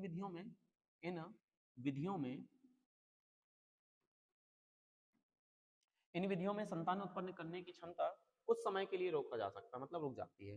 निरोध, सबसे पहले इसकी निम्न विधियों में अगर बात करें तो निरोध है, इसका प्रयोग पुरुषों द्वारा किया जाता है बेटा। गर्भ निरोधक गोलियां, इनका प्रयोग बेटा महिलाओं द्वारा किया जाता है बेटा। सुरक्षित काल, इसमें गर्भ धारण की संभावना बहुत कम होती है। और गर्भ समापन आवश्यक अनावश्यक गर्भ धारण होने के बाद एक कुशल डॉक्टर द्वारा बेटा इसका गर्भ समापन कराया जा सकता है। कॉपर टी लूप, इसका प्रयोग महिलाओं द्वारा किया जाता है। तो ये कोई खास नहीं है, कोई जरूरी नहीं, ठीक है। आप हल्का फुल्का बस हेडिंग देख लें, क्या क्या होता है। निरोध है, सुरक्षित काल है, और गर्भ निरोधक गोलियां हैं, और आपका कॉपर टी लूप है, ठीक है बच्चा। अब आते हैं स्वपरागण तथा परपरागण में अंतर। एक तरफ स्वपरागण मैंने लिख रखा है, अगले वाले स्लाइड में हमारे पास में परपरागण होगा। तो बेटा स्वपरागण, ठीक है, इंपॉर्टेंट तो बेटा सब कुछ है, पूरी की पूरी बेटा ये है, पेपर हैक करने ही आए थे। जब परागण की क्रिया एक ही पुष्प में होती है, एक ही पुष्प में हो जाए तो इसे बेटा बोलते हैं स्वपरागण। इसमें माध्यम की आवश्यकता नहीं होती, इसमें पराग कणों की हानि कम होती है, इसमें पौधों की शुद्धता बनी रहती, इसके पुष्प कम आकर्षक होते, इससे उत्पन्न फल कम विकसित होते हैं। तो बेटा ये इस स्वपरागण की बेटा कैरेक्टरिस्टिक प्रॉपर्टी है। और इतनी ही प्रॉपर्टी बेटा किसकी होंगी बेटा, हमारे पास में पर परागण। और जैसे ये दोनों कर दोगे तो बेटा क्या हो जाएगा, आप लोग आसानी के साथ में बेटा इसे लिख पाओगे। क्या होगा पर परागण, तो सबसे पहले जब परागण की क्रिया भिन्न भिन्न पुष्प में हो, सेल्फ पॉलिनेशन यानी स्वपरागण जब एक ही पुष्प में हो, पर परागण मतलब जब अलग अलग पुष्पों में हो, अलग अलग पुष्पों में हो। जब परागण की क्रिया भिन्न भिन्न पुष्पों में होती है तो उसे बेटा कहते हैं पर परागण कहते हैं। इसमें माध्यम की आवश्यकता होती है, इसमें परागकणों की हानि अधिक होती है, इसमें पौधों की शुद्धता बनी नहीं रहती है, इसके पुष्प अधिक आकर्षक होते हैं और इससे फल अधिक, इससे उत्पन्न फल अधिक विकसित होते हैं। बेटा इसमें जो परागकण होता है वो दूसरे पुष्प से आता है, इसलिए बेटा इसके पुष्प को क्या होना पड़ेगा बेटा, सुंदर होना पड़ेगा। सुंदर होगा तभी दूसरा वाला जो परागकण उड़ते उड़ते उड़ते उड़ते आ रहा था तो इस पर पहुंच जाए। जब पहुंच जाएगा तो बेटा हो जाएगा पर परागण। क्या हो जाएगा बेटा, पर परागण। क्या हो जाएगा, पर परागण। ठीक है, अगली बात कर ले बच्चा, मादा जनन अंग, इसके निम्नलिखित भाग होते हैं, इसके निम्नलिखित भाग होते हैं, इसके निम्नलिखित भाग होते हैं, इसके निम्नलिखित भाग होते हैं। तो मादा जनन अंग का सबसे पहले तो बेटा मैं चित्र लाना चाहूंगा, बहुत इंपॉर्टेंट है, ध्यान देना, बात के मत कहना कि सर ने बताया नहीं था। मादा जनन अंग भाई साहब अंधाधुंध तैयारी कर लीजिए, आंखें बंद करिए और रट्टा मार दीजिए। मैं आपको एक बार में ही पूरा का पूरा ये समझाना चाहूंगा। ठीक है, ऐसा कर लेते हैं, यहाँ पर थोड़ा सा एक पहले से इतना डायग्राम कुछ ले आते हैं। ठीक है, ये व्हाइट में शायद बैकग्राउंड में ही लेगा, एक मिनट, बस एक मिनट। तो सबसे पहले इसका चित्र बना लेते हैं बच्चा। काम क्या, मेरे पास में डायग्राम शायद वो ठीक नहीं है, और ठीक नहीं है तो इसलिए हमने अपना चित्र ही बना लेते हैं।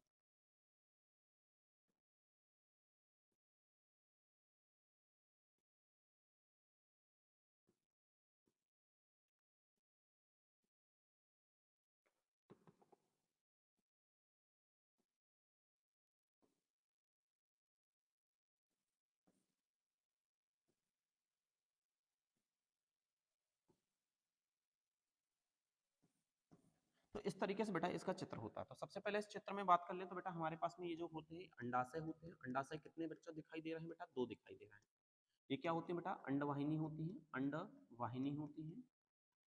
और इसके बाद अगर बात कर ले तो हमारे पास ये गर्भाशय होता है, गर्भाशय होता है। फिर बच्चा बात कर ले तो हमारे पास में यहाँ पर ये ग्रीवा होती है, ग्रीवा, ग्रीवा। इसके बाद बेटा ये योनि होती है। तो हमारे पास में कुछ इतने ही टॉपिक होते हैं इसमें। ठीक है, तो सबसे पहले बच्चा बात कर दूं तो महिलाओं में काम क्या होता है, मादा जनन अंग के बेटा ये भाग होते हैं। सबसे पहले अंडाशय की बात करें तो महिलाओं में बेटा दो अंडाशय होते हैं। कितने अंडाशय होते हैं बेटा, दो, एक इस तरफ और एक इस तरफ। और इसकी अगर बात कर लें तो जो उदर गुहा में ये दोनों किडनियां होती है इनके नीचे स्थित होते हैं। ये दोनों नीचे स्थित होते हैं और इनमें अंडाणुओं का निर्माण होता है, अंडाणु बनता है। और क्या होता है बेटा, ये अंडवाहिनियां क्या करती है बेटा, इन अंडाणुओं को बेटा गर्भाशय तक ले जाती है। कितनी संख्या बेटा, एक इस तरफ की और एक इस तरफ की, दो हो गए। और जब ये दोनों ओर की अंडाशय बेटा ये बड़ी सी एक कोष्ठ में जाते हैं तो इसे कहते हैं गर्भाशय। क्या कहते हैं बच्चा, गर्भाशय। तो गर्भाशय में पहुंच गए तो दोनों ओर की अंडवाहिनियां एक बड़े कोष्ठ में खुलती हैं, जिसे क्या कहते हैं बच्चा, हम गर्भाशय कहते हैं। गर्भाशय का ऊपरी भाग कैसा होता है बेटा, चौड़ा होता है, और निचला भाग कैसा होता है बेटा, सकरा होता है, जिसे क्या कहते हैं बेटा, ग्रीवा कहते हैं। ग्रीवा योनि में। चलिए बच्चा आते हैं, एक एक पॉइंट पढ़ते हैं। तो इसके निम्नलिखित भाग होते हैं। तो सबसे पहले आ जाओ बेटा अंडाशय, अंडाशय। दूसरा है अंडवाहिनी। तो महिलाओं में अगर बच्चा बात कर लें तो महिलाओं में इनकी संख्या दो होती है, जो उदर गुहा में वृक्क के नीचे स्थित होते हैं, जो भूरे रंग की होती है। और इसकी लंबाई 3 सेंटीमीटर, चौड़ाई 2 सेंटीमीटर तथा मोटाई 0.8 सेंटीमीटर होती है। और इसमें बेटा अंडाणु का निर्माण होता है। अब क्या होता है महिलाओं में बेटा, अंडवाहिनी की बात करें तो महिलाओं में इनकी संख्या दो होती है, जिसकी लंबाई 10 से 12 सेंटीमीटर होती है। और ये अंडाणुओं को गर्भाशय तक ले जाने का कार्य करता है। महिलाओं में निषेचन अंडवाहिनी में होता है, इसे फेलोपियन ट्यूब भी कहते हैं। अब बच्चा बात कर ले अगली, तो गर्भाशय क्या था बच्चा, दोनों ओर की अंडवाहिनियां एक बड़े कोष्ठ में जाकर खुलती है, जिसे गर्भाशय कहते हैं। गर्भाशय का क्या होता है, ऊपरी भाग चौड़ा होता है, निचला भाग सकरा होता है, सकरा होता है, भाग सकरा होता है, जिसे ग्रीवा कहते हैं। ग्रीवा योनि में खुलती है। अब योनि क्या है बच्चा, ये हमारे पास में तीसरी हेडिंग है बच्चा, तीसरी हेडिंग, और ये हमारे पास में चौथी हेडिंग। ठीक है, तो यह 7 से 10 सेंटीमीटर लंबी नलीनुमा संरचना होती है, जो अत्यधिक फैलने व सिकुड़ने वाली होती है। जो योनि होती है वो बहुत सिकुड़ और फैल सकती है। कितनी होती है बेटा, 7 से 10 सेंटीमीटर होती है, जो मूत्र सह तथा मलाशय के मध्य में स्थित होती है। ये रजोधर्म के समय मार्ग प्रदान करती है, शिशु प्रसव के समय मार्ग प्रदान करती है, तो ये इसके कार होगा। लास्ट में क्या आ जाए बेटा, इसमें दो प्रकार की सहायक ग्रंथियां होती है बेटा, बर्थोलिन और पेरिनियल। ठीक है बच्चा, अब आगे बढ़ लें। हमारे पास में नर जनन अंग की बात कर ले बच्चा, तो इंपॉर्टेंट ये भी है बहुत ज्यादा। ठीक है, नर जनन अंग, नर जनन अंग, नर जनन अंग। चलिए, तो हमारे पास नर जनन अंग में बात करें तो बेटा इसके निम्नलिखित भाग होते हैं। तो सबसे पहले चालू होते हैं बेटा इधर से, वृषण से। वृषण हो गया हमारे पास में। तो सबसे पहला क्या होता है बच्चा हमारे पास में, वृषण होता है। वृषण के बाद बच्चा बात करें तो इसके चारों ओर बेटा एक हमारे पास अधि वृषण पाया जाता है। फिर इसके बाद में शुक्रवाहिनी होती है बेटा, ये लगभग 40 से 45 सेंटीमीटर तक होती है। फिर यहाँ पर बेटा हमारे पास में बेटा शुक्राशय आता है, ये तीसरा है, ये दूसरा था, ये शुक्राशय चौथा आ गया बेटा। इसके बाद हमारे पास में मूत्र मार्ग आता है पांचवा, और छठवा होता है शिश्न, और सातवां बेटा सहायक ग्रंथि। तो सबसे पहले बात कर दो तो बेटा हमारे पास में कितने भाग है बेटा, टोटल 7 भाग है। सबसे पहले बात कर ले तो वृषण की बात कर ले। वृषण बेटा यहाँ पर होते हैं। वृषण कहाँ होता है बेटा, पुरुषों में इनकी संख्या 2 होती है, जो उदर गुहा में दोनों टांगों के, उदर गुहा के नीचे दोनों टांगों के बीच में स्थित है, और इसके चारों ओर एक थैली पाई जाती है। ये थैली को बेटा हम वृषण कोश कहते हैं। क्या कहते हैं, वृषण कोश कहते हैं। तो यहाँ पर देख लीजिए, तो पुरुषों में इनकी संख्या 2 होती है, जो उदर गुहा के दोनों टांगों के बीच में स्थित होते हैं। वृषण एक थैली, वृषण एक थैली में घिरे होते हैं, जिसे वृषण कोश कहते हैं। यह गुलाबी रंग के होते हैं, जिसकी लंबाई 4 से 5 सेंटीमीटर होती है और चौड़ाई 2 सेंटीमीटर होती है। और फैक्ट, ये पहली हेडिंग हो गई अपनी, और ये दूसरी हेडिंग। फैक्ट लिख लेना, इसमें शुक्राणुओं का निर्माण होता है, इसमें शुक्राणुओं का निर्माण होता है, का निर्माण होता है, का निर्माण होता है। ठीक है, किसका निर्माण होता है बेटा, शुक्राणु का निर्माण होता है। अगला आ जाए बेटा हमारे पास में, पहला शुक्र वृषण हो गया, अधिवृषण या एपिडिडाइमिस। इसकी लंबाई 6 सेंटीमीटर होती है, जो वृषण को ऊपर से तथा अगले भाग से ढके होती है, और इसमें शुक्राणु परिपक्व होते हैं, मेच्योर होते हैं बच्चा इसमें। ठीक है, तो जैसे वृषण से क्या हो गया बेटा, वृषण से हमारे क्या हो गया, शुक्राणु का निर्माण हो गया, शुक्राणु इसमें परिपक्व होते हैं, मेच्योर होते हैं। अब क्या होगा बेटा, हमारे पास में शुक्रवाहिनी है। पुरुषों में इनकी संख्या 2 होती है, ये 40 से 45 सेंटीमीटर लंबी होती है। कितनी होती है बेटा, 40 से 45 सेंटीमीटर लंबी होती है, और यह शुक्राणु को शुक्राशय तक ले जाती है बेटा। कहाँ तक ले जाती है बेटा, शुक्राशय तक, शुक्राशय तक। फिर आता है बेटा शुक्राशय, यह 5 सेंटीमीटर व्यास की थैलीनुमा संरचना होती है, जिसमें एक चिपचिपा द्रव पाया जाता है, जो शुक्राणु के साथ मिलकर वीर्य का निर्माण करता है। यह चिपचिपा द्रव वीर्य का लगभग कितना होता है बच्चा, 60% होता है। क्लियर बात है। फिर अगला आ जाते हैं बेटा मूत्र मार्ग।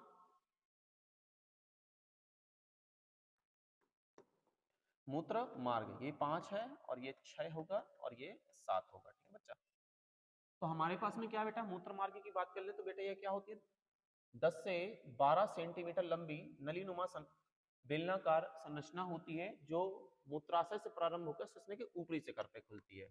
अगर इसमें बच्चा मैं बात कर लूं तो हमारे पास में क्या है, तो जब इसकी बात करेंगे तो ये मूत्र मार्ग की बात कर रहा है, तो बेटा यहां से प्रारंभ होकर यहां से ऐसे ऐसे ऐसे ऐसे होकर यहां तक आएगा। ठीक है,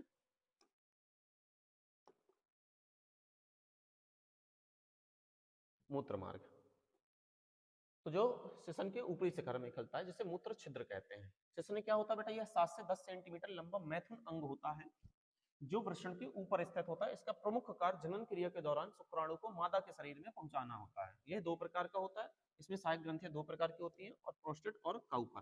क्लियर बात हुई बच्चा। ठीक है, हेलो हाय देखो बेटा, वो चलता रहेगा, मजा आ रही होगी, स्पीड के साथ पढ़ाने का प्रयास करते रहते हैं। बहुत है बच्चा, अभी भी लगभग में 1 घंटे का लेक्चर अभी और होगा। ठीक है, इसके आगे अभी 1 घंटा अभी है। तो अब आते हैं बच्चा अलैंगिक जनन। अलैंगिक जनन क्या है बच्चा, सबसे पहले आपको बता दें बेटा, इसके पहले भी आ चुका, ऐसा जनन जिसमें नर तथा मादा युग्मक की आवश्यकता नहीं होती है, उसे अलैंगिक जनन। इसमें इसमें उत्पन्न संतानों में विभिन्नता नहीं होती, इसमें समसूत्री विभाजन होता है, इसमें निषेचन की आवश्यकता नहीं होती, इसमें नए जीव का निर्माण एक चीज के द्वारा होता है। और इसके बेटा बहुत सारी विधियां हैं, जब बेटा विधियां बता दे रहा हूँ जो याद करनी है, ठीक है। इधर मारते हैं फ्लैशबैक। तो बेटा विखंडन क्या होता है, विखंडन एक बार मैं समझा दे रहा हूँ बेटा, इसमें जो लिखा हो बाकी पढ़ते रहना। तो विखंडन होता है बेटा, इस विधि में जीव क्या होता है बेटा, जो एक कोष की जीव होता है, एक कोष की जीव होता है, तो एक कोष की जीव अपने शरीर को दो या तो दो से अधिक भागों में, मतलब दो या दो से अधिक भागों में बांट देता है बेटा। और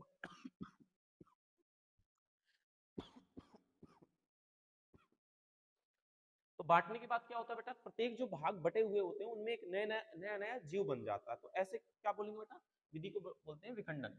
द्विविखंडन क्या होता है बेटा, जब दो भागों में बटे, और जब बहुविखंडन का मतलब होता है बहुत से भागों में। तो जब एक कोष की जीव अपने शरीर को दो भागों में विभाजित कर लेता है तथा प्रत्येक भाग में एक नए जीव का निर्माण होता है, तो उसे बेटा द्विविखंडन कहते हैं। बहुविखंडन जब दो से अधिक में बांट लेगा। बात क्लियर हो गई। अगला चलते हैं।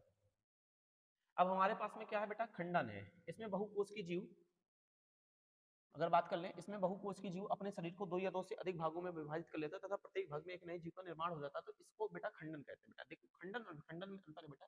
खंडन में बेटा होता है बहुकोष की जीव और उसमें होता था एक कोष की जीव। बहुकोष की और एक कोष की पुनरुत्भवन या पुनर्जनन, पुनरुत्भवन या पुनर्जनन। ध्यान से देख लो बेटा, एग्जाम्पल बेहतर है, बहुत गजब का है। तो बेटा इसमें जीव के किसी भी अंग को काट देने पर प्रत्येक अंग पर एक नए जीव का निर्माण होता है। तो प्लेनेरिया में पुनरुत्भवन दिखाया था कि प्लेनेरिया क्या होता है, एक सूक्ष्म जीव होता है, छोटा सा होता है। उसको क्या अगर हम कट कर दें दो तीन हिस्सों में, तो क्या होगा, प्रत्येक हिस्सों में एक नया जीव बन जाएगा। तो यानी हर एक हिस्से से प्लेनेरिया बना देगा। तो प्लेनेरिया अमर है नहीं बेटा, उसकी भी एक लाइफ है, लेकिन यदि तुमने उस लाइफ से पहले उसे कट कर दिया, कई सारे भागों में बांट दिया, तो प्रत्येक भाग में क्या करेगा बेटा, एक नए जीव का निर्माण कर लेगा। ठीक है बच्चा। बीजाणु या स्पोर विधि, बीजाणु या स्पोर विधि, बीजाणु या स्पोर विधि। स्पोर या बीजाणु प्रतिकूल परिस्थितियों में सुरक्षित रहते हैं तथा अनुकूल परिस्थितियों में आने पर अंकुरित होकर एक नए जीव का निर्माण करते हैं। तो इस विधि को बीजाणु या स्पोर विधि कहते हैं। फफूंद हो गई मुकुलन, तो मुकुलन का बच्चा थोड़ा स्पेशली ध्यान रख लेना मुकुलन का।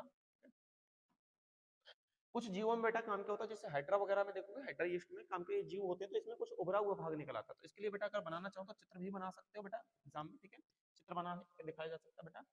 काम क्या, कुछ जीवों में कुछ उभरा हुआ भाग निकल आता है जिससे मुकुल कहते हैं, और जो बड़ा होकर एक नए जीव का निर्माण करता है। इस विधि को मुकुलन कहा जाता है और इसे कल्कोत्पादन भी कहते हैं, कल्कोत्पादन भी कहते हैं। Example hydra yeast, hydra yeast, hydra yeast. Optional में, ऑप्शनल में, ऑप्शनल में आएगा, ऑप्शनल में आएगा।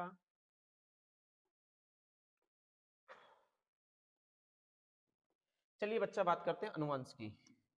अनुवांशिकी में बच्चा इतना पढ़ने की जरूरत नहीं है, नहीं है, नहीं पढ़ना है इसको, नहीं पढ़ना। चलिए आते हैं मेंडल की शब्दावली में बच्चा ये पढ़ लेना। ये क्या होता है बच्चा, प्रभावी तथा अप्रभावी लक्षण, प्रभावी तथा अप्रभावी लक्षण। जब विपरीत लक्षण वाले जनकों के मध्य संकरण कराया जाता है तो प्रथम पीढ़ी में केवल एक ही लक्षण प्रदर्शित होता है जिसे प्रभावी लक्षण कहते हैं, तथा दूसरा लक्षण प्रदर्शित नहीं होता जिसे अप्रभावी लक्षण कहते हैं। इसका एग्जाम्पल देख लीजिए बच्चा, क्या करना है, एग्जाम्पल। तो मेरे पास लिखा है शुद्ध लंबा, तो शुद्ध लंबा के लिए बेटा क्या लिखते हैं, कैपिटल टी, कैपिटल टी। और शुद्ध बौना के लिए स्मॉल टी, स्मॉल टी। तो ये क्या हो जाएंगे बेटा मेरे जनक। और जनक के बाद क्या निकाले जाते हैं बेटा, युग्मक। क्या निकाल लेंगे, युग्मक। तो युग्मक निकालिए बेटा, इसका कैपिटल टी निकला, और इसका क्या निकलेंगे बेटा, small T, small T, small T, small T. जब ये चीजें निकल आई तो बेटा क्या होगा, इनका क्रॉस करा दीजिए। जब कराओगे तो हर एक से क्या बनेगा, इसका कैपिटल टी, उसका small T, capital T, small T, capital T, small T, capital T, small T, capital T, small T. तो ये हमारे पास में प्रथम पीढ़ी आ जाएगी, प्रथम पीढ़ी। जब प्रथम पीढ़ी फर्स्ट जनरेशन हो गई तो जब इनको देखा गया तो ये सारे के सारे कैसे थे, संकर लंबे पौधे, संकर लंबे पौधे, लंबे पौधे, संकर लंबे पौधे। ठीक है, तो ये चीज हो गई। अब इसके बाद में आते हैं बेटा, ये भी कोई ज्यादा खास जरूरी नहीं है, तो संकरण वगैरह काम क्या है, संकरण देख लेना। जब विपरीत लक्षण वाले जनकों के मध्य संकरण कराया जाता है तो बेटा ये हटा लेना, कोई दिक्कत नहीं है, ऐसे मत पढ़ना, ठीक है, ऐसे मत पढ़ना। तो ये वाला भी आप रहने दीजिए, कोई दिक्कत नहीं, इसको मैं हटा ही देता हूँ, ठीक है, हटा ये देता हूँ साइड से। अगला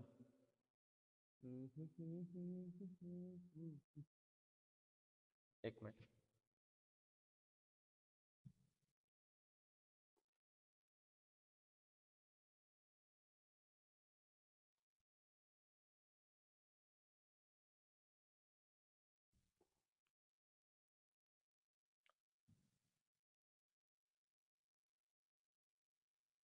चलिए, फिनोटाइप और जीनोटाइप लक्षण, इसका बेटा ऑप्शनल में बेटा दावा है, ऑप्शनल में बेटा दावा कर सकता है बेटा, ये ऑप्शनल में दावा कर सकता है बेटा। फिनोटाइप लक्षण क्या हो सकते हैं बेटा, जीनोटाइप लक्षण क्या हो सकते हैं बेटा। पौधों के ऐसे लक्षण जिन्हें बेटा नग्न आंखों द्वारा देख लो बेटा, देख क्या सकते हो बेटा, रंग रूप आकार देख सकते हो बेटा, ये फिनोटाइप लक्षण।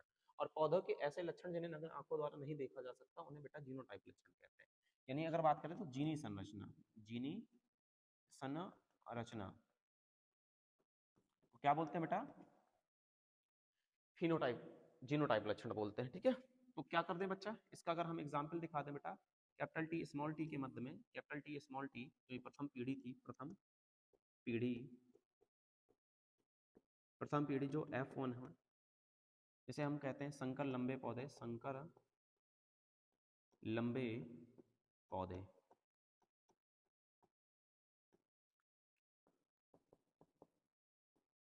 संकर लंबे पौधे।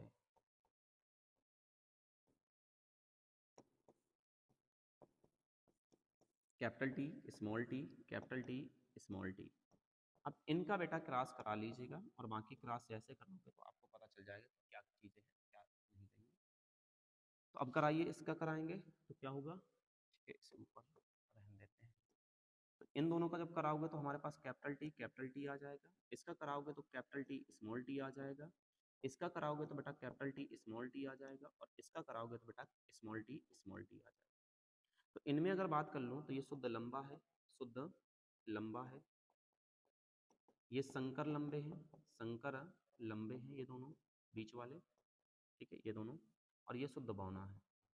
अब मत बताओ इसमें अगर मैं फिनोटाइप अनुपात लिखूंगा, फिनोटाइप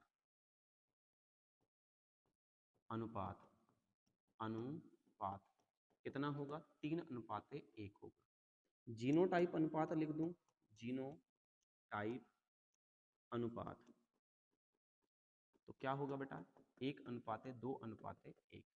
क्लियर सी बात है, पक्की बात। अगर ये सारी चीजें हो गई हैं तो अब इसके आगे चल लें, ठीक है। तो अब काम क्या हो जाएगा हमारे पास में,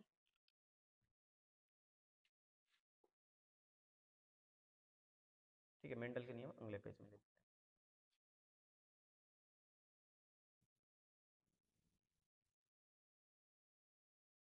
ठीक है, इस वाली स्लाइड को रहने देते हैं, ठीक है, इस वाली को हटाते हैं। तो ये कौन सा है, 72, ठीक है ये हट गया। अब आते हैं मेंडल के नियम, ठीक है, मेंडल के नियम।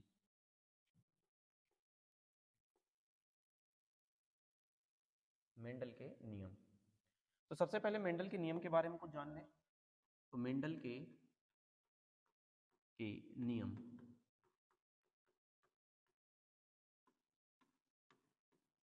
तो बेटा सर्वप्रथम क्या होता है बेटा, ग्रेगर जॉन मेंडल नामक वैज्ञानिक ने अपने प्रयोग के आधार पर 3 नियम दिए जिन्हें मेंडल के नियम कहते हैं। कितने नियम दिए बेटा, 3 नियम। तो बेटा ऐसे लगा लेना बेटा, बहुत इंपॉर्टेंट है बेटा, बहुत इंपॉर्टेंट है, ये बात ध्यान देना बेटा, इंपॉर्टेंट भयंकर तरीके से इंपॉर्टेंट है, ठीक है। कैसा बेटा, भयंकर तरीके से इंपॉर्टेंट है। 3 नियम दिए जिन्हें मेंडल के नियम कहते हैं। जब विपरीत लक्षण पहला था बेटा प्रभाविता का नियम, तो ये पहला हमारे पास में नियम है। तो जब विपरीत लक्षण वाले जनकों के मध्य संकरण कराया जाता है, संकरण कराया जाता है, तो प्रथम पीढ़ी में केवल एक ही लक्षण प्रदर्शित होता है जिसे प्रभावी लक्षण कहते हैं, तथा दूसरा लक्षण प्रदर्शित नहीं होता जिसे अप्रभावी लक्षण। इसे ही प्रभाविता का नियम कहते हैं, इसे ही क्या कहते हैं, प्रभाविता का नियम कहते हैं। अगला आ जाए हमारे पास में, अगला क्या है, तो एग्जाम्पल इसमें हमारे पास में है, एग्जाम्पल के लिए जो बगल में दिखाई दे रहा है, अब यही हो सकता है। एग्जाम्पल आ जाइए, इसका एग्जाम्पल ये इस तरफ। तो कैपिटल टी स्मॉल टी, तो इसका लेंगे बच्चा, हमारे पास में निकल के आएगा कैपिटल टी, और इसका निकल के आएगा हमारे पास में स्मॉल टी। तो जब बेटा इनका क्रॉस कराओगे यानी संकरण कराओगे तो ये capital T small T, capital T small T, capital T small T, और कैपिटल टी स्मॉल टी। तो ये हमारे पास में जनक है, ये युग्मक है, और ये प्रथम पीढ़ी F1 है, और ये सारी की सारी जो संतानें हैं वो संकर लंबी है, संकर लंबे पौधे। तो बेटा ये हमारे किसके पास में, प्रभाविता के नियम में, ये शुद्ध लंबा पौधा और ये शुद्ध बौना बौना पौधा। ठीक है बच्चा। अब इसके बाद में आ जाए दूसरा नियम, पृथक्करण का नियम। पृथक्करण का नियम क्या होता है बेटा? जब प्रथम पीढ़ी के संतानों के मध्य संकरण कराया जाता है तो बेटा तो उसके युग्मक एक निश्चित अनुपात में पृथक हो जाते हैं, जैसे पृथक्करण का नियम कहते हैं। इसे युग्मकों की शुद्धता का नियम भी कहते हैं। ठीक है बच्चा, अगला देख लेते हैं। अगला क्या है? तो हमारे पास में इसमें काम क्या हो, इसको यहां पर रख लेते हैं। ठीक है, इसका एग्जाम्पल यहाँ पर देख लेते हैं। इसका एग्जाम्पल, ठीक है, यहाँ पर प्रथम पीढ़ी के मध्य संतानों के मध्य कराया जाता बेटा कैपिटल टी स्मॉल टी। बेटा एग्जाम्पल है दूसरे वाले का। ठीक है, एग्जाम्पल दूसरे वाले capital T small T, capital T small T. बेटा इनके युग्म को निकालोगे तो बेटा क्या निकलेंगे? Capital T small T, capital T small T. इसके भी निकलेंगे कैपिटल टी स्मॉल टी। अब इसका गुणा कराओगे तो क्या निकला, क्या आएगा बेटा हमारे पास में? पहला कराओगे तो कैपिटल टी, इसका कराओगे तो कैपिटल टी स्मॉल टी, और इसका कराओगे तो small T, capital T small T, और इसका कराओगे तो स्मॉल टी स्मॉल टी। तो ये हमारे पास में प्रथम पीढ़ी F1, और ये हमारे पास F2, और ये हमारे पास में युग्मक युग्मक। तो ये हमारे पास में शुद्ध लंबा पौधा है, शुद्ध लंबा पौधा है, और ये हमारे पास में दोनों को दोनों संकर लंबे पौधे हैं, संकर लंबे पौधे, और ये शुद्ध बौना पौधा। क्लियर बात? तो हमारे पास में क्या है बेटा? स्वतंत्र अपयूहन का नियम या द्विसंकरण का नियम। जब दो जोड़ी विपरीत लक्षण वाले जनकों के मध्य संकरण कराया जाता है तो युग्मक एक दूसरे से स्वतंत्र हो जाते हैं बेटा। इसके लिए आप ये देख सकते हो, टेबल बना लेना पूरी पूरी। ठीक है, अच्छे बच्चे थे, टेबल बनवाई होगी। ठीक है, वो वाली टेबल भी दिखा देना। ठीक है, दिखा दोगे ना? तो मस्त मौला चल रहा है। अच्छा, थोड़ा सा काम क्या है, ये छोटा है फिर भी देख लेना। अब हमारे पास में आ जाते हैं बेटा लिंग निर्धारण। लिंग निर्धारण, ठीक है, लिंग निर्धारण, ये वाले टॉपिक उठा लेते हैं।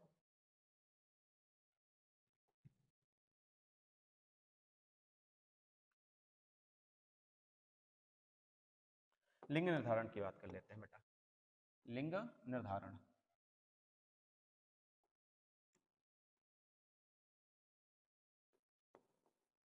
लिंग निर्धारण। बेटा मनुष्यों के संतान में लड़का अथवा लड़की होने की बेटा जो की संभावना होती है उसे मनुष्य का लिंग निर्धारण किसके द्वारा होता है बेटा? गुणसूत्र के द्वारा होता है। किसके द्वारा होता है बेटा? गुणसूत्र के द्वारा। ठीक है, ये गुणसूत्र एक बार पढ़ लेना। ठीक है, डीएनए तथा प्रोटीन के बने होते हैं। मनुष्य में गुणसूत्र दो प्रकार के होते हैं बेटा हमारे पास में। पहला है कायिक गुणसूत्र, इनकी संख्या बेटा 22 जोड़ी या 44 होती है। 22 जोड़ी या 44 होती है, 22 जोड़ी या 44 होती है। थोड़ा सा इसमें देख लेना, शायद नाम गलत होगा। स्टार्स,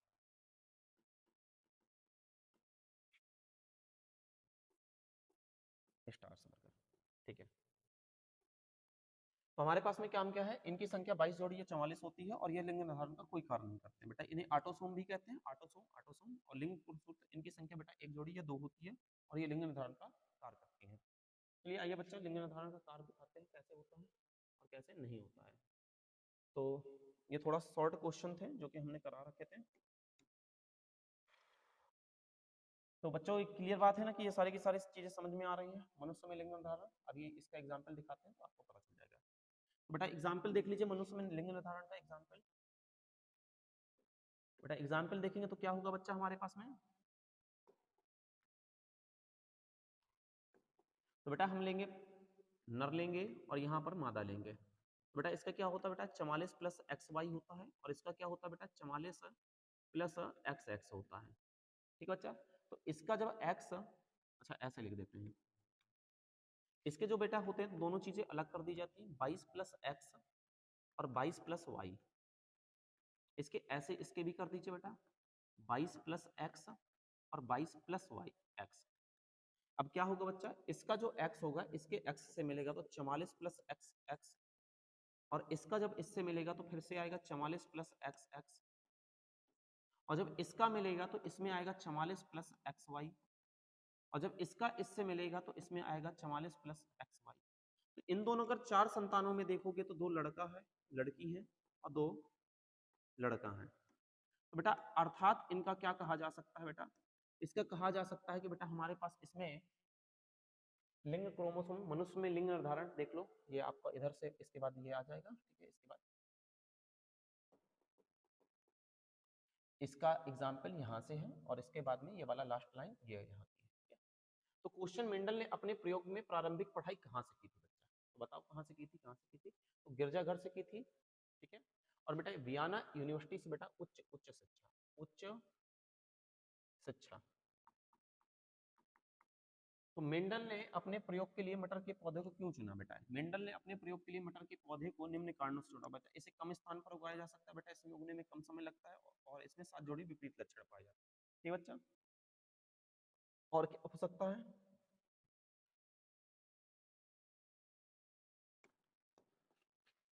यह एक द्विलिंगी पौधा होता है, इसमें अर्धसूत्री भोजन होता है, इसमें समसूत्री, दोनों प्रकार का है। मेंडल के नियम या अपवाद कि बेटा इसमें संप्रभाविता का नियम, जब विपरीत लक्षण वाले जिनको कि मध्य संकरण कराया जाता तो बेटा क्या होता था, तो तो प्रथम पीढ़ी में दोनों ही लक्षण प्रदर्शित होते हैं, जिसे संप्रभाविता का नियम कहते थे। ये वाला होता ना, याद है तो इसके गुलाबी पुष्प आता था, गुलाबी पुष्प, गुलाबी पुष्प, गुलाबी पुष्प आता था। शॉर्ट आंसर टाइप क्वेश्चन है हमारे। मेंडल ने अपने प्रयोग की प्रारंभिक पढ़ाई कहाँ, गिरजाघर से। मेंडल ने अपने प्रयोग के लिए कौन सा पढ़ा, धान मटर को चुना था बेटा। अनुवंशिकी जनक कौन है बेटा, ग्रेगर जॉन मेंडल, ठीक है बच्चे। और भी है, ठीक है, अभी और है।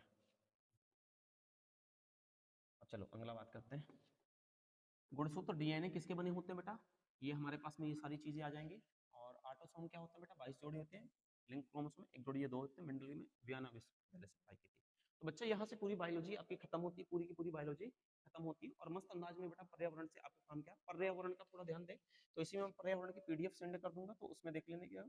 तो सबसे पहले तो आपको खाद्य जाल, खाद्य श्रृंखला, ओजोन परत और बेटा कचरा प्रबंधन बेटा तैयार कर लेना। इससे बेटा आपका फंस जाएगा बेटा, फंस जाएगा 100%। क्लियर बात। तो बेटा हम सब इतना सब पढ़ने के बाद में पीडीएफ में और भी होगा, जो चीज यहाँ पर नहीं है तो एक्स्ट्रा में भी कुछ डाल देंगे पीडीएफ में। तो कंप्लीट बायोलॉजी एक ही लेक्चर में खत्म कर दी बच्चा। तो कंप्लीट बायोलॉजी खत्म करके कैसा लगा, थोड़ी सी स्पीड ज्यादा ले लेते हैं तो बच्चा क्या ये अच्छा करते हैं कि बेटा आप लोगों को टाइम बचाने के लिए यहाँ तक आ गए तो भयंकर तरीके से बेटा आपका मुबारक हो बेटा, बायोलॉजी बहुत खूबसूरत बनेगी। तो देखते हैं बेटा पेपर है क्या कर पाए हैं या नहीं कर पाए हैं, देखेंगे बेटा जब पेपर आएगा 25 तारीख को। तो मिलते हैं 25 तारीख को बेटा दिन में।